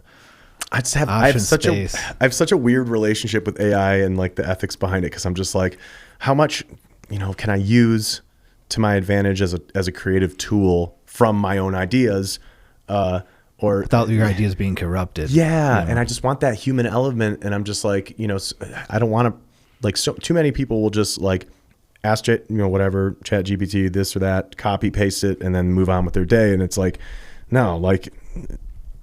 We still have a while to go, I think, until AI can totally replace the human element. I hope it never happens. Yeah, I don't think we're going to get to like fully replacing it either. I think there's a balance between like for instance, like I've built my website. Kind of what got me into digital marketing is I was always trying to get Michigan Media House going in different ways. There's been different business plans, and then I changed the website and changed the wording on the website, and spend all this time on this website that nobody's going to go to, because most people see my content on social media or whatever, and but the hardest part was always writing copy or something. Like I'd be really good at design. I had good instincts with design and with spacing and stuff like that. Yeah. But when it came to like words, it was like terrible. But I also would have a great idea of like the direction for the wording and the piece and the branding and stuff like that. And now it's like now I can use AI for that, which makes it possible for me to do a lot of websites for clients that are really good and deliver results. But it's also the same thing with like this podcast, for instance. Like, I'm using AI, but I'm also talking for 2 hours, unscripted, unedited. Yeah. Basically. So like, what do you want from me? Right. Exactly. But when it comes to like the writing, it's like, so I have like a whole system that, like when this podcast is edited, which I've already told you, and I'm not ashamed of it, but I use Resolve to AI edit it, which is faster than me, and it seems like it does a better job. It does more cuts. And then I just tweak the audio. I do the intro, outro, export the audio. When I upload it to YouTube unlisted, I just take that unlisted link, I paste it into a window, I made a whole agent, and it basically spits out all the content I need to my email. So I just copy paste the title or the description over to YouTube, because I don't want to sit there and try to write all that stuff, and it does a better job than me. Right. But that's all supporting something that is very human, which is talking one-on-one with somebody. Of course. For an hour or two. Oh yeah. I mean, like, and you can't replicate that, obviously, but using the tools, I'm a big fan of like smart people using AI as a tool, not like dumb people using AI. We don't want the slop. Yeah. Yeah. Right. Exactly. So that's where I sort of sit on the whole like AI thing, but I was so nervous when ChatGPT came out with that app that was making the videos. I mean, some people are still running with those, but I was like, oh, please no, please don't take off. Please. I don't want to see, because you already see like these little images pop up where it's, it's Christmas time. Here's me with a candy cane. Like, you can do anything with AI, but everybody did the same picture with glittery pants and a candy cane. You're like what you can create with this? You guys don't all have to make the same image. Yeah. Put yourself with like the Griswold Christmas, in the living room with Griswold Christmas tree on fire. Like, there's tons. You can do anything you want. Yeah. Like, but everybody did the same exact image. I'm holding a lollipop. I'm holding a candy cane with glittery pants. Like, but say stuff like that when that app came out. Sora app came out. I was just like, oh no, please don't flood me. you know. No, the worst is all the old people sharing AI videos like they're real, like the AI home videos of whatever. Like, you know, some guy got attacked by a dog, and it's like, yeah, at first glance it looks real, like somebody used a cell phone video or whatever. But like you can see little, like there's like little weird pixelation in some of the motions, and like you know, people who look at video all day like can spot those things. But like, you know, Nana, who's just learning how to, you know, share, is going to share. Some people are they're using like N8N to like, so you'll see some, and then like I seen one today. It's like, oh, my heart dropped, and it's like a mountain bike. And I'm like, so I mountain bike. So I'm like watching this. He's like on the side of a bridge, and all of a sudden he's like riding on the side of the dam. Like, I'm like, that's not how bikes work, you know? Like, and I'm like, nobody would see this and post it. And that's because a lot of these channels now, they're using like N8N to like, you know, post 3 posts a day. Here's the description. So it's like they kind of have a list of ideas. They're not even watching them. They're not even filtering the slop. They're just throwing it out there. Yeah. It's like I could never do that. Like if I'm going to use AI, I don't want people to know I'm using AI. Right. Like, I don't want it to be obvious. If it's ever obvious, I'm not professional. Like I'm going to use it as a professional. Right. Then it shouldn't be able to. You shouldn't be able to tell. Yeah. You know. No. Features that make already creative folks jobs easier. I'm in. Like, you know, the AI rotoscoping, the text to transcript editor on Premiere is like mind blowing. Where it's like you're editing a Word doc of your interview, and then all of a sudden it's reflecting on the thing, and I'm like, what? I used to follow a transcript and go to the time codes and get the clips and make. I'm like, that's you can just delete space. Yeah, literally in our or us or whatever. Yeah. You can highlight one word. How many times did he say, you know, community in that video? Like, let's find it, you know?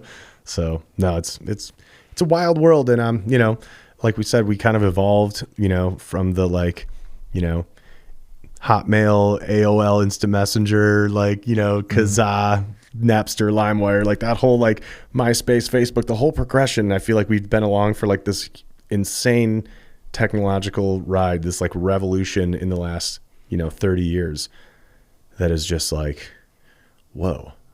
Like looking back at it, it's like, here we are. This is insane. We're we're gonna have stories. Like I think about it too, like 50 years from now or whatever. You know, hopefully we'll both be around with stem cells and all this. Of course. Technology. Hopefully AI helps in that endeavor. But like the stories we're gonna have of like a world without internet. You know. A world without cable TV, you know, hearing dial up for the first time. Our grandkids, like all this stuff, like and sharing the plunger for the power button on the old TV, like certain stuff, like to even have electronics with buttons on it. Like, you have buttons. You know, I even think TVs are gonna, you know, like we get AR glasses and stuff, and like even just having any kind of window that was a screen is gonna be crazy to people. Oh yeah. Know? So I definitely think like I wouldn't take like the timeline I'm on. I wouldn't trade it for any other timeline. I think it's the coolest one. Oh, like, for sure. Just so much stuff that we got to experience, like that whole. And to keep with it and like stay with the trends and ride the wave and just try a little everything here and there. Like, oh, you know, that's a little too expensive, but this one that's a little cheaper kind of does a similar thing. So I'm going to try it. You know, like so, like let's try it. I often use that analogy too of like riding the wave. It's like I'm still in the wave. Yeah. You know, I'm not giving up. There will be a time where I'm like, oh, you know, and there's certain things I you know, Snapchat, oh, I'm not messing with that. You know, there's certain things that I'm like, go ahead. Even TikTok, I didn't do it. I'm posting there with my business, but I've never been you know, I mean, it's more local stuff. So I tend to go towards Facebook, maybe Instagram a little bit. I made a TikTok of a fake character that I pretty much just use it for like when people send me TikToks, so I can like have a TikTok to view the TikTok or whatever. I don't know. But I have this like, you know, this fake like character that's essentially like every Italian male in my family, like molded into one. And it's this, you know, gum chewing, baseball loving, you know, sunglass wearing son of a bitch that just enjoys, you know, I quit smoking, but I really do enjoy a nice pie, you know, pizza. So it's like, you know, every now and then I'll post like dumb little TikToks of like, I kind of wanted to make it like a food thing because I love food, and that's we're making 100 pounds of sausage. Yeah, exactly. Get so in like the kitchen. every like food video I have on my phone, I sort of have like a draft reel of like Dino, his name is, ranting about it. And so it's kind of like but I get so self-conscious in those moments because I'm just like, I just want to look like a loser because I have like 13 followers. Right. Like, you know, like, but this is kind of a fun little like creative fake release to just, you know, like whatever, some new cereal came out. Let me review it real quick. But it's like a boomer, like, you know, using like learning how to use TikTok in real time. Like that's what I want it to appear as. Like have some that are just like, I think I'm recorded. I don't know. Yeah, exactly. Yeah. And it's like all the selfie videos are like right here. What's his wife's name? He should always be yelling at his wife. Oh my God, we got to think of one. Yeah, that'll be good. But yeah, like I think the profile says something like Dino Cicerone, the almost former collegiate athlete and food critic. Sometimes when you do a character, like, you know, I've done videos where I was a character before, and I feel like I've always had this, even going back, like certain Halloweens, I was a character, and I would just like embrace it. Yeah. And there's like this freeing thing, and I almost feel like I would be more creative. It's like, because you're hiding behind this like image. It's not you no more. It's this other character. Yeah. And sometimes it's like something freeing about that was just like so fun to do. Oh yeah, my like you come up with better ideas, like more ideas. You're sharper almost because you're moving yourself from the whole situation, and it's just like.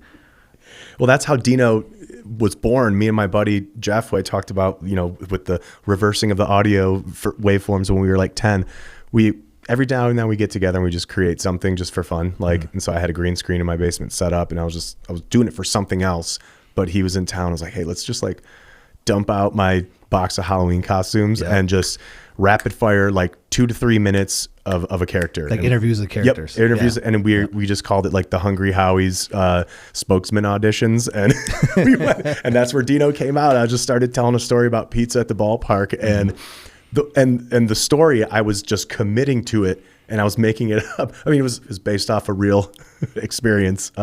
When you know, the girls that run around with the pizza boxes, I finally got one. Like in the first time in my whole life, like as a kid, you go to these games and they're running around with the pizza boxes, and then they give you the thing.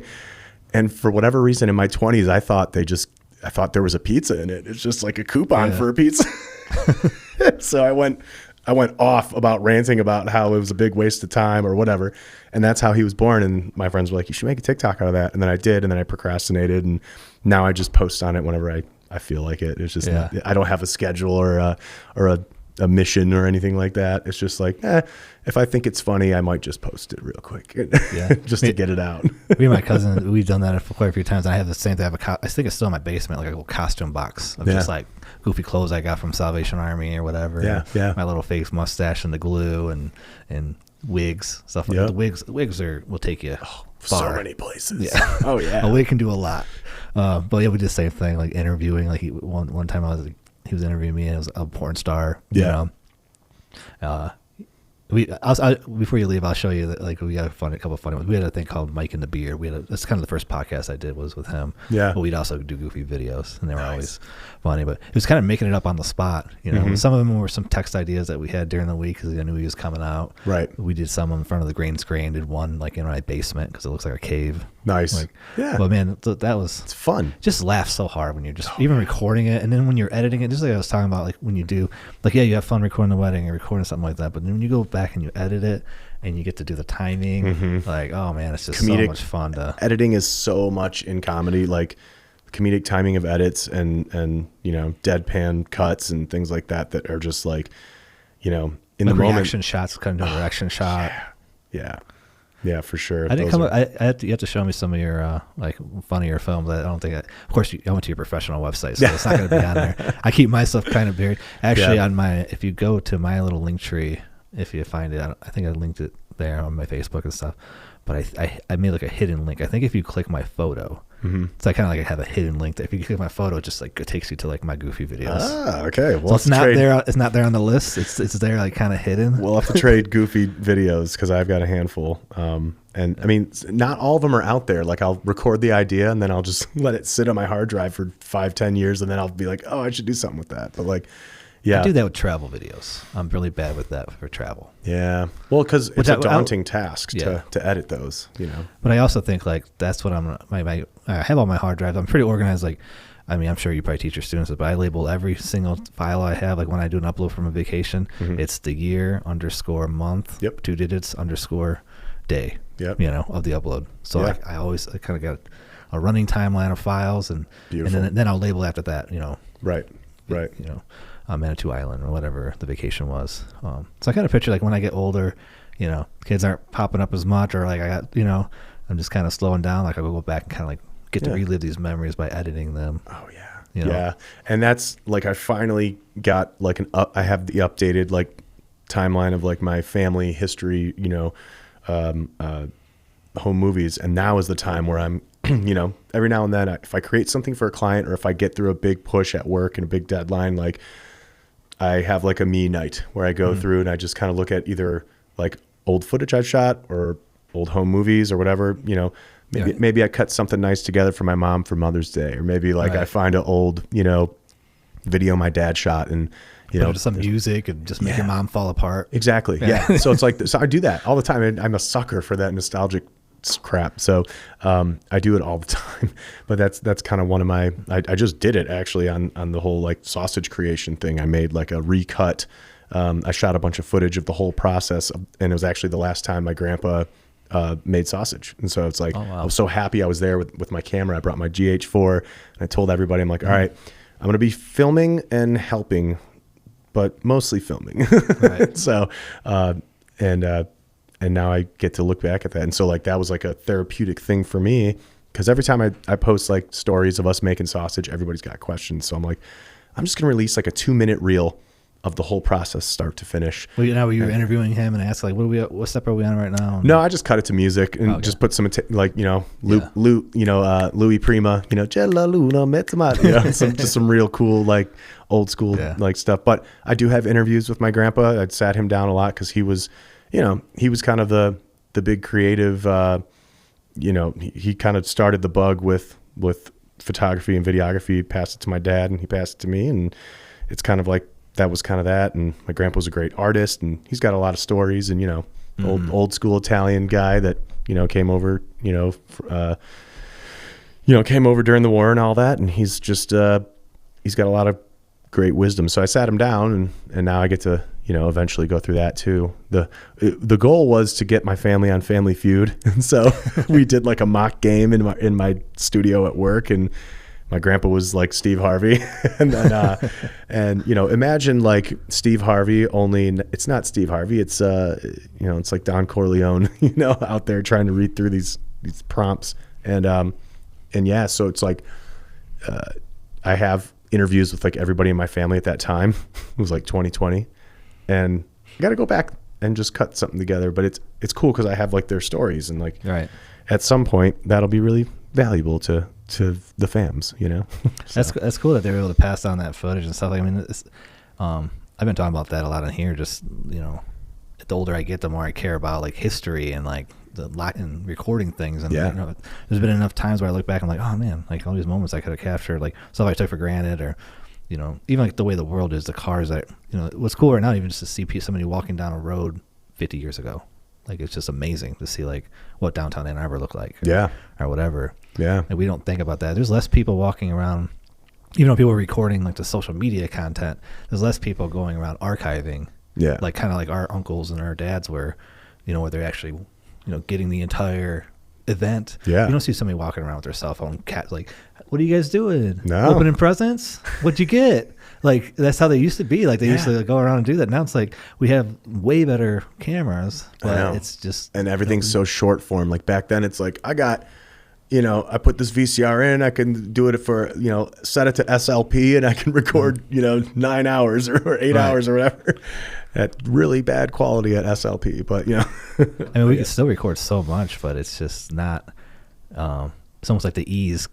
we lose the appreciation for it or something. All the clips, it's all about clips now versus like these long form. Yeah. Like, what do you think about when you want to look back at, you look at that? And I mean, I could think about that's kind of my motivation with the podcast too. I think it'd be cool to have this kind of archive of, who knows with the future technology, my great grandkids might be able to have a conversation with me that was compiled from 100 podcasts. That's wild to think. Yeah. My best friend Andy has a podcast fulfillment project that one of the reasons he started it is so that his boys could listen to dad just do his thing one day, like just have an archive of his dad talking to people. I think about that a lot. Like, just having, whether it's profound or you're interviewing some dummy like me, or so I think it just like what kind of made me think about it too is like, when I was messing with that Sora app, and what's it has you count to it tells you to count to 5, but by the time you get to 3, it's like, oh, we got it. Like, I don't know if you mess with that app, but it's like turn left, count to 3, or count to 5, and you're like 1, 2, 3. It's like, okay, good. I didn't even get to 5 yet, and then you do a video and you're like, this is kind of my essence. Like, it did a pretty good job in that small little, look left, look right, count to 5. This is, for all intents and purposes, pretty much my voice. This is like how I look. So imagine what it can do with, potentially hours of a recording, in the future with better technology or whatever, and, it could be, I said it could just throw me in a podcast with somebody from that time. Yeah. Like, for sure. And it goes out there and just makes it for you, puts it together. Now you listen to your great grandfather having a conversation with some pop artist from 20, 80 or something. I don't know. That'd be wild. Yeah. I mean, I know it's been done. It's stuff like that. Those kind of concepts are out there. And so, it's for the taking now, I guess. But yeah, it's wild. But I definitely think also too, motivation is like that realism. Like even the videos like you're talking about with your family, it's like, that stuff's gonna become more important than ever. Oh yeah, to just have like the rawness, like, oh, this is a bad video, nice. Oh yeah, yeah, but digitize your tapes out there, folks, because tape has a shelf life. So if you've got home movies from the '80s that you haven't digitized yet, get on it, because those tapes are just starting to fall apart. I tried mentioning that to my cousin. I think I mentioned it to my uncle too, because my Uncle Dave, he shout out Uncle Dave. I think he listens to quite a few episodes, but he used to go around. He was one of the uncles that just go around and have the recordings. Yep. So I think he's got a bunch of tapes too. Yeah. Of birthday parties and stuff like that. And I get access to that Duderstadt, media center where they have that whole rack for digitizing. Yeah. I don't know how long does it take to take like an old like cassette tape, like older tape, and move it over. I mean, it's a real time playback. Yeah, just recording it. Yep, just hit record. Make sure the tracking is all good. So there's not we have a rack at Dearborn that my colleague Greg sort of installed and engineered, and we have some like more intricate tweaking on like the color and stuff. Like if it's a film that was like filmed on like night footage, but it was, or a night reel, or there's like night film. The green. It's got like greenish blue. So like we're able to sort of tweak that a little bit. But yeah, so like essentially for me, I have like, a couple of connections, I have like my Mac Studio is on one end, the VCR is on the other end. And then in between there's a, RCA to USB-C converter, and I just, bring up the software, hit record, hit play, and then make sure it plays through a little bit, and if you have to tweak the tracking so that there's no like, snow lines or whatever, some tapes are in better shape. Set a reminder on your phone and walk away. Yep, exactly. Or go, or just sit there and watch some of it and revel and reminisce in the memories. But like also like I've had friends, hey, can you digitize mine? And I'm just like, yeah. And so I feel like I'm like, it's like an invasion of their privacy almost, to just be like, I'm going to hit play and walk away. And I do not want to see your dad naked. Yeah. You just be waiting for, I mean, that would be scary. And it probably has happened to people who are digitizing people's film. Exactly. So here's the professional question.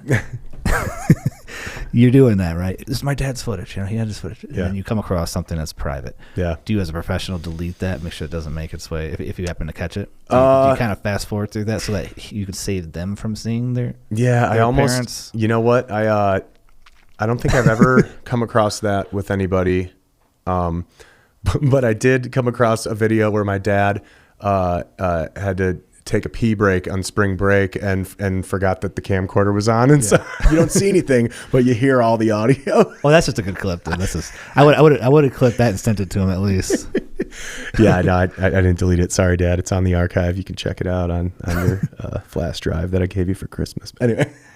I think the answer for me, if I did come across something like that, especially if somebody else had me doing their family footage, I would probably just delete it and pretend like it never happened. Yeah. Yeah. It's kind of like like professionalism, like, doctors see stuff, other people see stuff, it's like, go share and Right, for sure.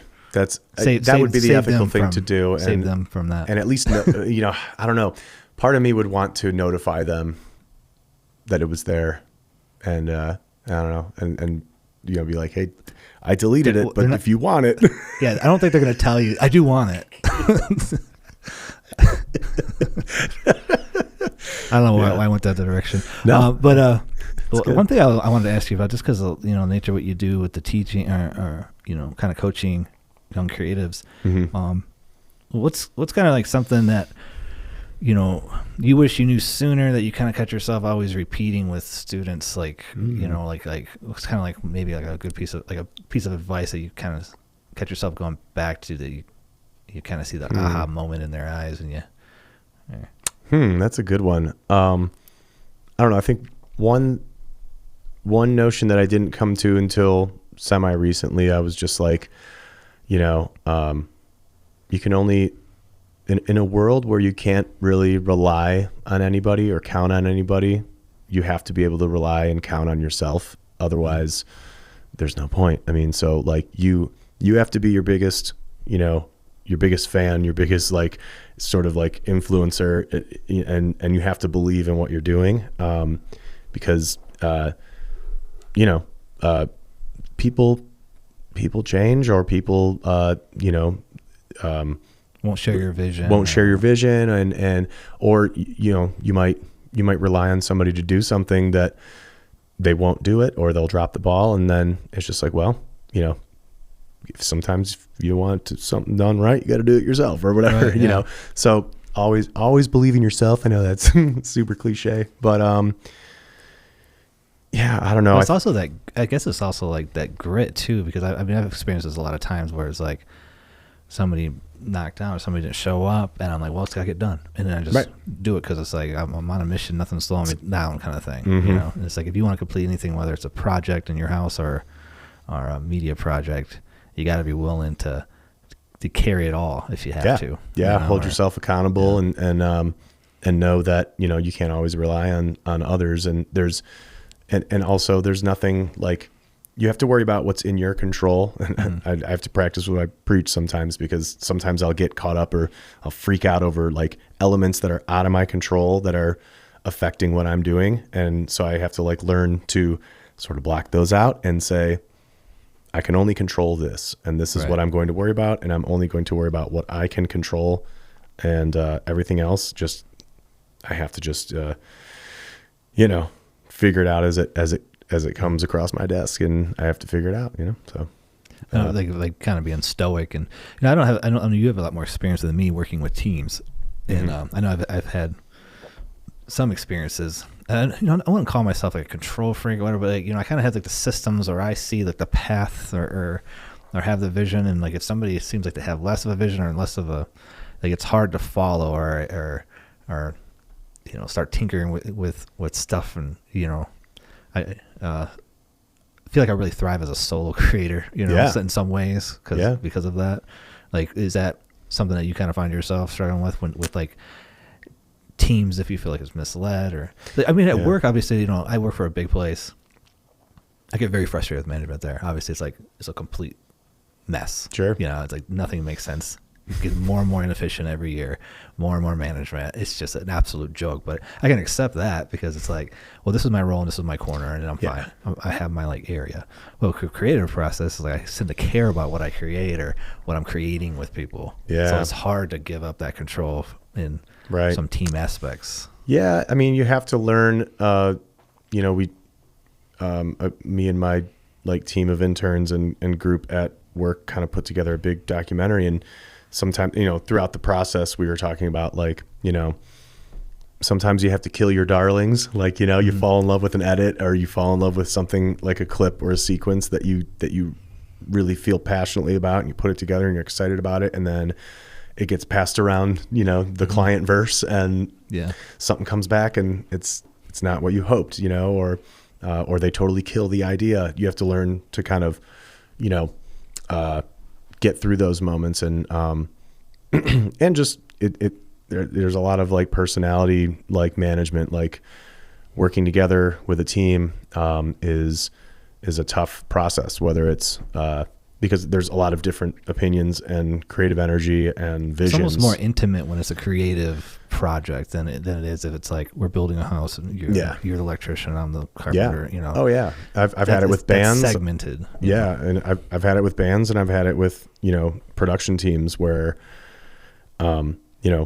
like everybody wants their sort of voice and opinion heard, but like a lot of times you have to just start making decisions and making compromises really to get it done and kind of do it for the better of the project as a whole. So yeah, I mean, of course, I like to thrive in that environment of solo creating, because again, from earlier, you make all the decisions. You're the final yes or no, and the only person that can change it is if you send it to the client and they're not happy, and then you make a compromise. But like along the way with the team, it's like collaborative energy is so much fun, and it's like it helps you, it like energizes you and excites you, and it's like I mean, I felt that is, with bands where it's like, okay, there's a chemistry in this band, and it just everything always clicks, and there's communication that's solid, and but sometimes like in a professional setting, like sometimes you're not going to get paired based off chemistry, because you're getting paired with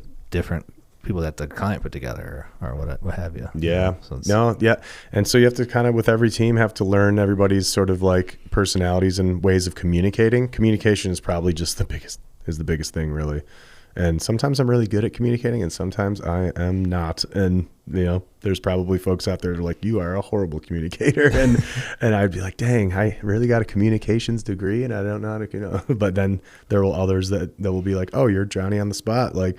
So, I have my own like flaws to sort of look into myself in those regards sometimes, but like most of the time I try to have like a, open door policy of, hey, let's talk to each other. Let's figure this out. If you're like, sometimes I just, put the concept at bay for a minute and be like, hey, what's going on? Like, is this really how you feel, or is this, something else going on? Like, let's figure this out, person to person before we get back to the project. So we don't let that suffer. But like, tell me how you really feel. Yeah. Sometimes, especially if you feel some animosity or some friction, you gotta get that squashed. Yeah, I know. Sometimes I'm good at that, and sometimes I let it drag, and sorry. But with the solo creating, it's kind of two things. But one is like, I thought about this when it started getting easier for people to solo produce albums and stuff. It's like there's like this connection you had, this unfiltered, like is this one, like when you listen to a track, it's like only that person's ideas, and there's like this like purity to some of the artists that I heard that were like solo producers, that I really appreciate.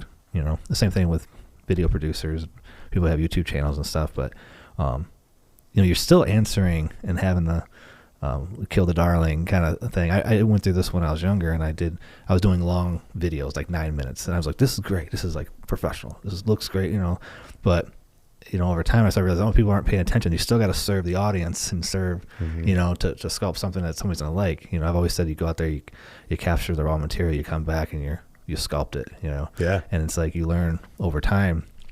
People have shorter attention spans. It's better to create something that's shorter, more detailed, more made with more intention, based off your goals, sculpted down. And it sucks to carve out, out of 15-minute interview, to carve it down to 3 minutes, 2 minutes. Yeah. But that's, at the end of the day, that's like the ultimate, especially for documentary filmmaking. Yeah. That's like the ultimate skill to learn. Oh yeah. How to give up that footage to create something that's short and intentional for the goals of that section or segment or video. And hooks you early. Like that's such a art is especially with our swipe culture. Like if you're not hooked in the first like 2 seconds of a video, it's like people are just gonna keep going. Yeah, so it's the same thing with I catch myself going into movies, reading the description, thinking, oh, this is right up my alley, clicking on it, and then maybe watching 15-20 minutes of it, and be like, not good enough. I feel like I used to never do it. Like once some DVD was in the DVD player or VHS was in, that's where I was for an hour and a half. You know? You're committing. Like I'm not getting off the couch. Yeah. But now it's different. Yeah, big time. But All right, but you got anything else on that list of yours? Oh, you know what? I think that was. Oh, I did with your last name. I just wanted to know if you were Italian. Yeah. Hey, But we don't have we weren't making 100 pounds of sausage together and stuff like that, and like kind of, you know, the wasn't introduced to the culture too much. Yeah. When I was younger. Okay. It was but yeah, and I know every Lamatola out there. Man. I know them all. Yeah. It's the 7 kids. Oh, nice. My grandparents. Oh, You know, okay. big family, lots of cousins. Nice. So that was definitely a blessing growing up with lots of family. uncles to influence me and cousins to bob around with, get in trouble with, and Oh yeah. Dude, your cousins are your built-in like best friends. They're Yeah. like, I'm still close with all my cousins. yeah, I love all my cousins. And it's funny too. Like whenever I talk to them, it's like, man, we're just all so similar. You know, like we're all pretty good at figuring things out. You know, and you know, funny and like almost like brothers and sisters. You know, it's, just kind of grew up, you know, learning life together, and you know, it's like you're almost like a little team as it is. Like I had 4, like my sister, me, and then the next 2 down. We were all 2 years apart, so it was kind of like every kid was kind of passing down the next like set of lessons in life, or you know, interests or whatever, sport or that kind of thing. By the youngest one, she became a state champion in basketball because we kicked the crap out of her growing up. Oh, really? That's cool. So it's like, that's you know, I mean, it's funny. I joke with her. I tell her I take full credit for that, but she's a very good athlete. It's probably true though. I mean, there's actually like a lot of studies that show like the younger sibling. Oh yeah. You know, having be at the baseball diamond or at the court, watching the older, like they end up passing up their older siblings all the time. They're learning it's it. Very common thing. Yep, absolutely. But yeah, I was gonna check my just because it's fun to talk with you, man. Yeah. I mean, there's lots of definitely lots of overlap. So you're still in sure. what was your name of your band that you're still in right now? The band is Strictly Fine, out of Detroit. Just bunch of funky dudes. You guys play out often? Right now we are kind of on a, you know, we've got like some private events and corporate events and things like that we sort of stumbled into, but pretty much whenever we can kind of get on a bill or, you know, play festival or this or that, you know, we've done it's kind of a lot of like, we're a fun like DIY festival band. Like we've done Dally in the Alley a few times. We've done there's one down in Bowling Green called Black Swamp Music and Arts Festival. Great time. You know, we did the one in Interlaken. Oh, you went to Interlaken. My wife was a counselor there a long time ago. Oh, really? Yeah. She used to go there when she was a kid. Dunesville. Yeah. So that's fun. And yeah, we're kind of like, we're an original band, so we kind of accept that sometimes we get booked at a venue that doesn't pay very well. You know, it's like you take a cut of you charge a cover, and the cover's low because nobody wants to pay too much, and then you got to cut the doorman, and then you got to cut the sound man, and then you got to split. Then, you know, they want you to fill the bill with 3 or 4 bands, so then you got to split it with them, and it's like, okay, how many T-shirts we sell? 2, great. Like, Right. you know, it's like there's that, and then But isn't it a lot more fun than covers? Oh, it is. That's the sell, right? And I've done the cover band thing, and I've made a lot of money on the cover band thing. And you know, we talked before, like you had mentioned a couple bands that I was like, oh yeah, I did some one-off fill-ins there, and you know, cover band stuff makes a lot of money.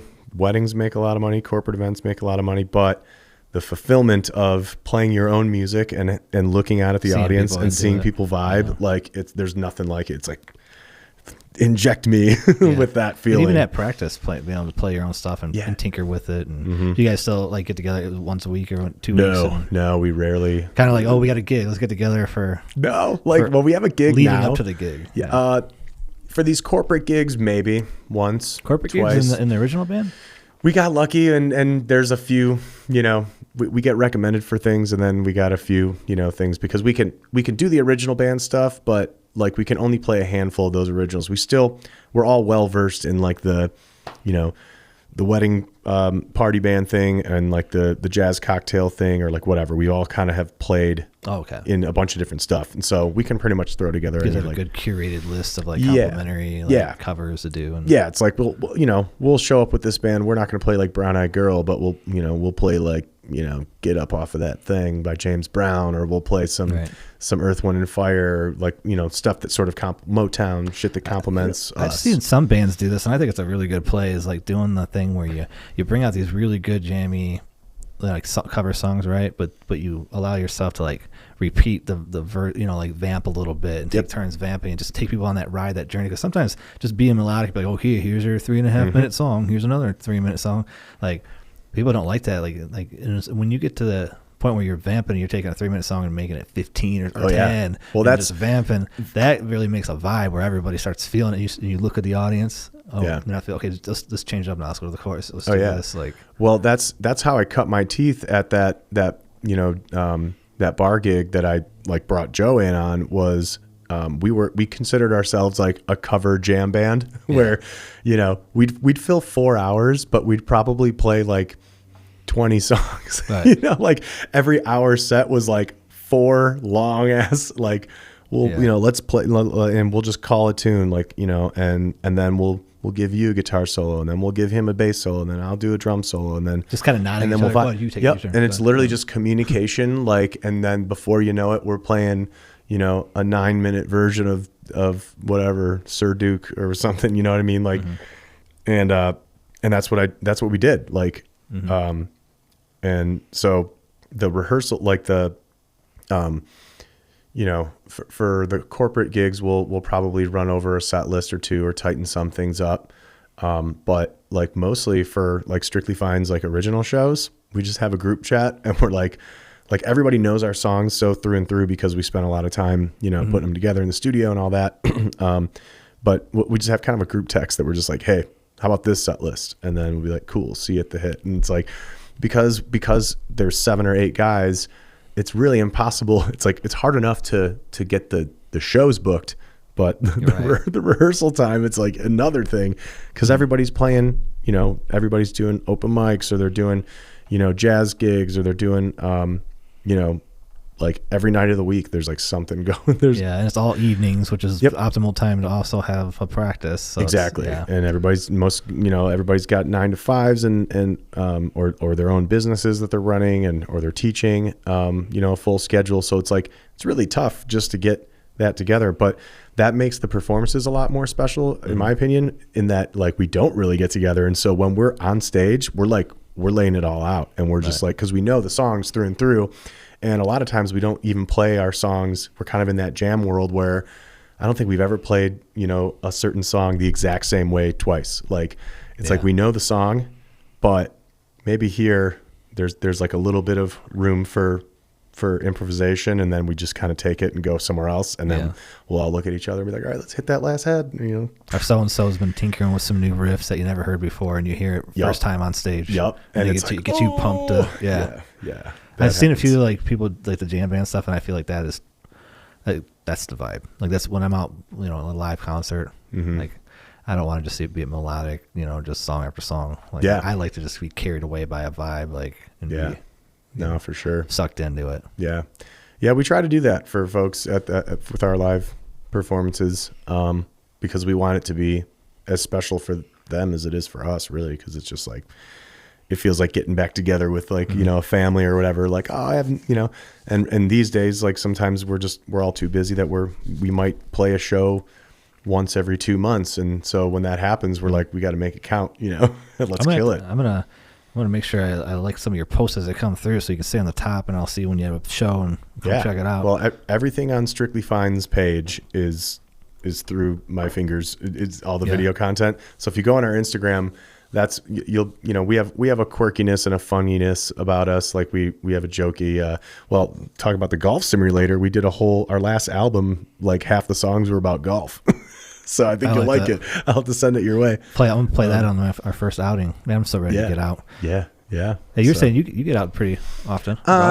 This last year, not as much. It's always a summer thing. It's like by the end of the summer, I'm like, oh, I'm feeling real good. I'm like, I'm gonna break 90. I'm gonna break 90, and then and then it gets cold, and then I get, rusty. Yeah. And if I go out and shot today, I'd probably shoot like 120. I mean, that's why we do it. It's so hard. You talk about being technical. It's like, I mean, I don't get mad at my swing, because I have a similar here, and it's like I'm always like building my swing up and then knocking it back down. Let's fix the grip. Let's do this. Yeah. But when I do bad, I'm just like, it makes me respect the sport more. It's it's so freaking hard, and like even being technical and system oriented with figuring things out and having, it's still freaking hard. Oh yeah.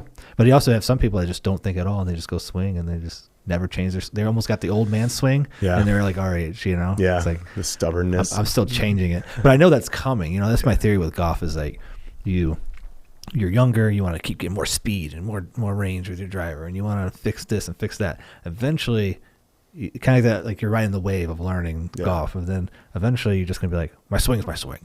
Yeah, give me my club. And you're gonna get out there, and then you're gonna, all your muscles are gonna lock into that swing, and you're gonna be very consistent. That's why these old timers go out there and beat young guys all the time. They just because they haven't messed with their swing in 15 years. Right. Yeah. So it's like right now I'm okay with breaking things down, exploring. Yeah. I'm not like, I have my goals like you, like, trying to break 90. I'd love to break 90 this summer. I'm probably the same. 90 range. is my best score ever. Yeah. Yeah. So that's better than my best score. Yeah. All right. So we can golf together. Perfect. Don't look at the simulator and have expectations of me, please.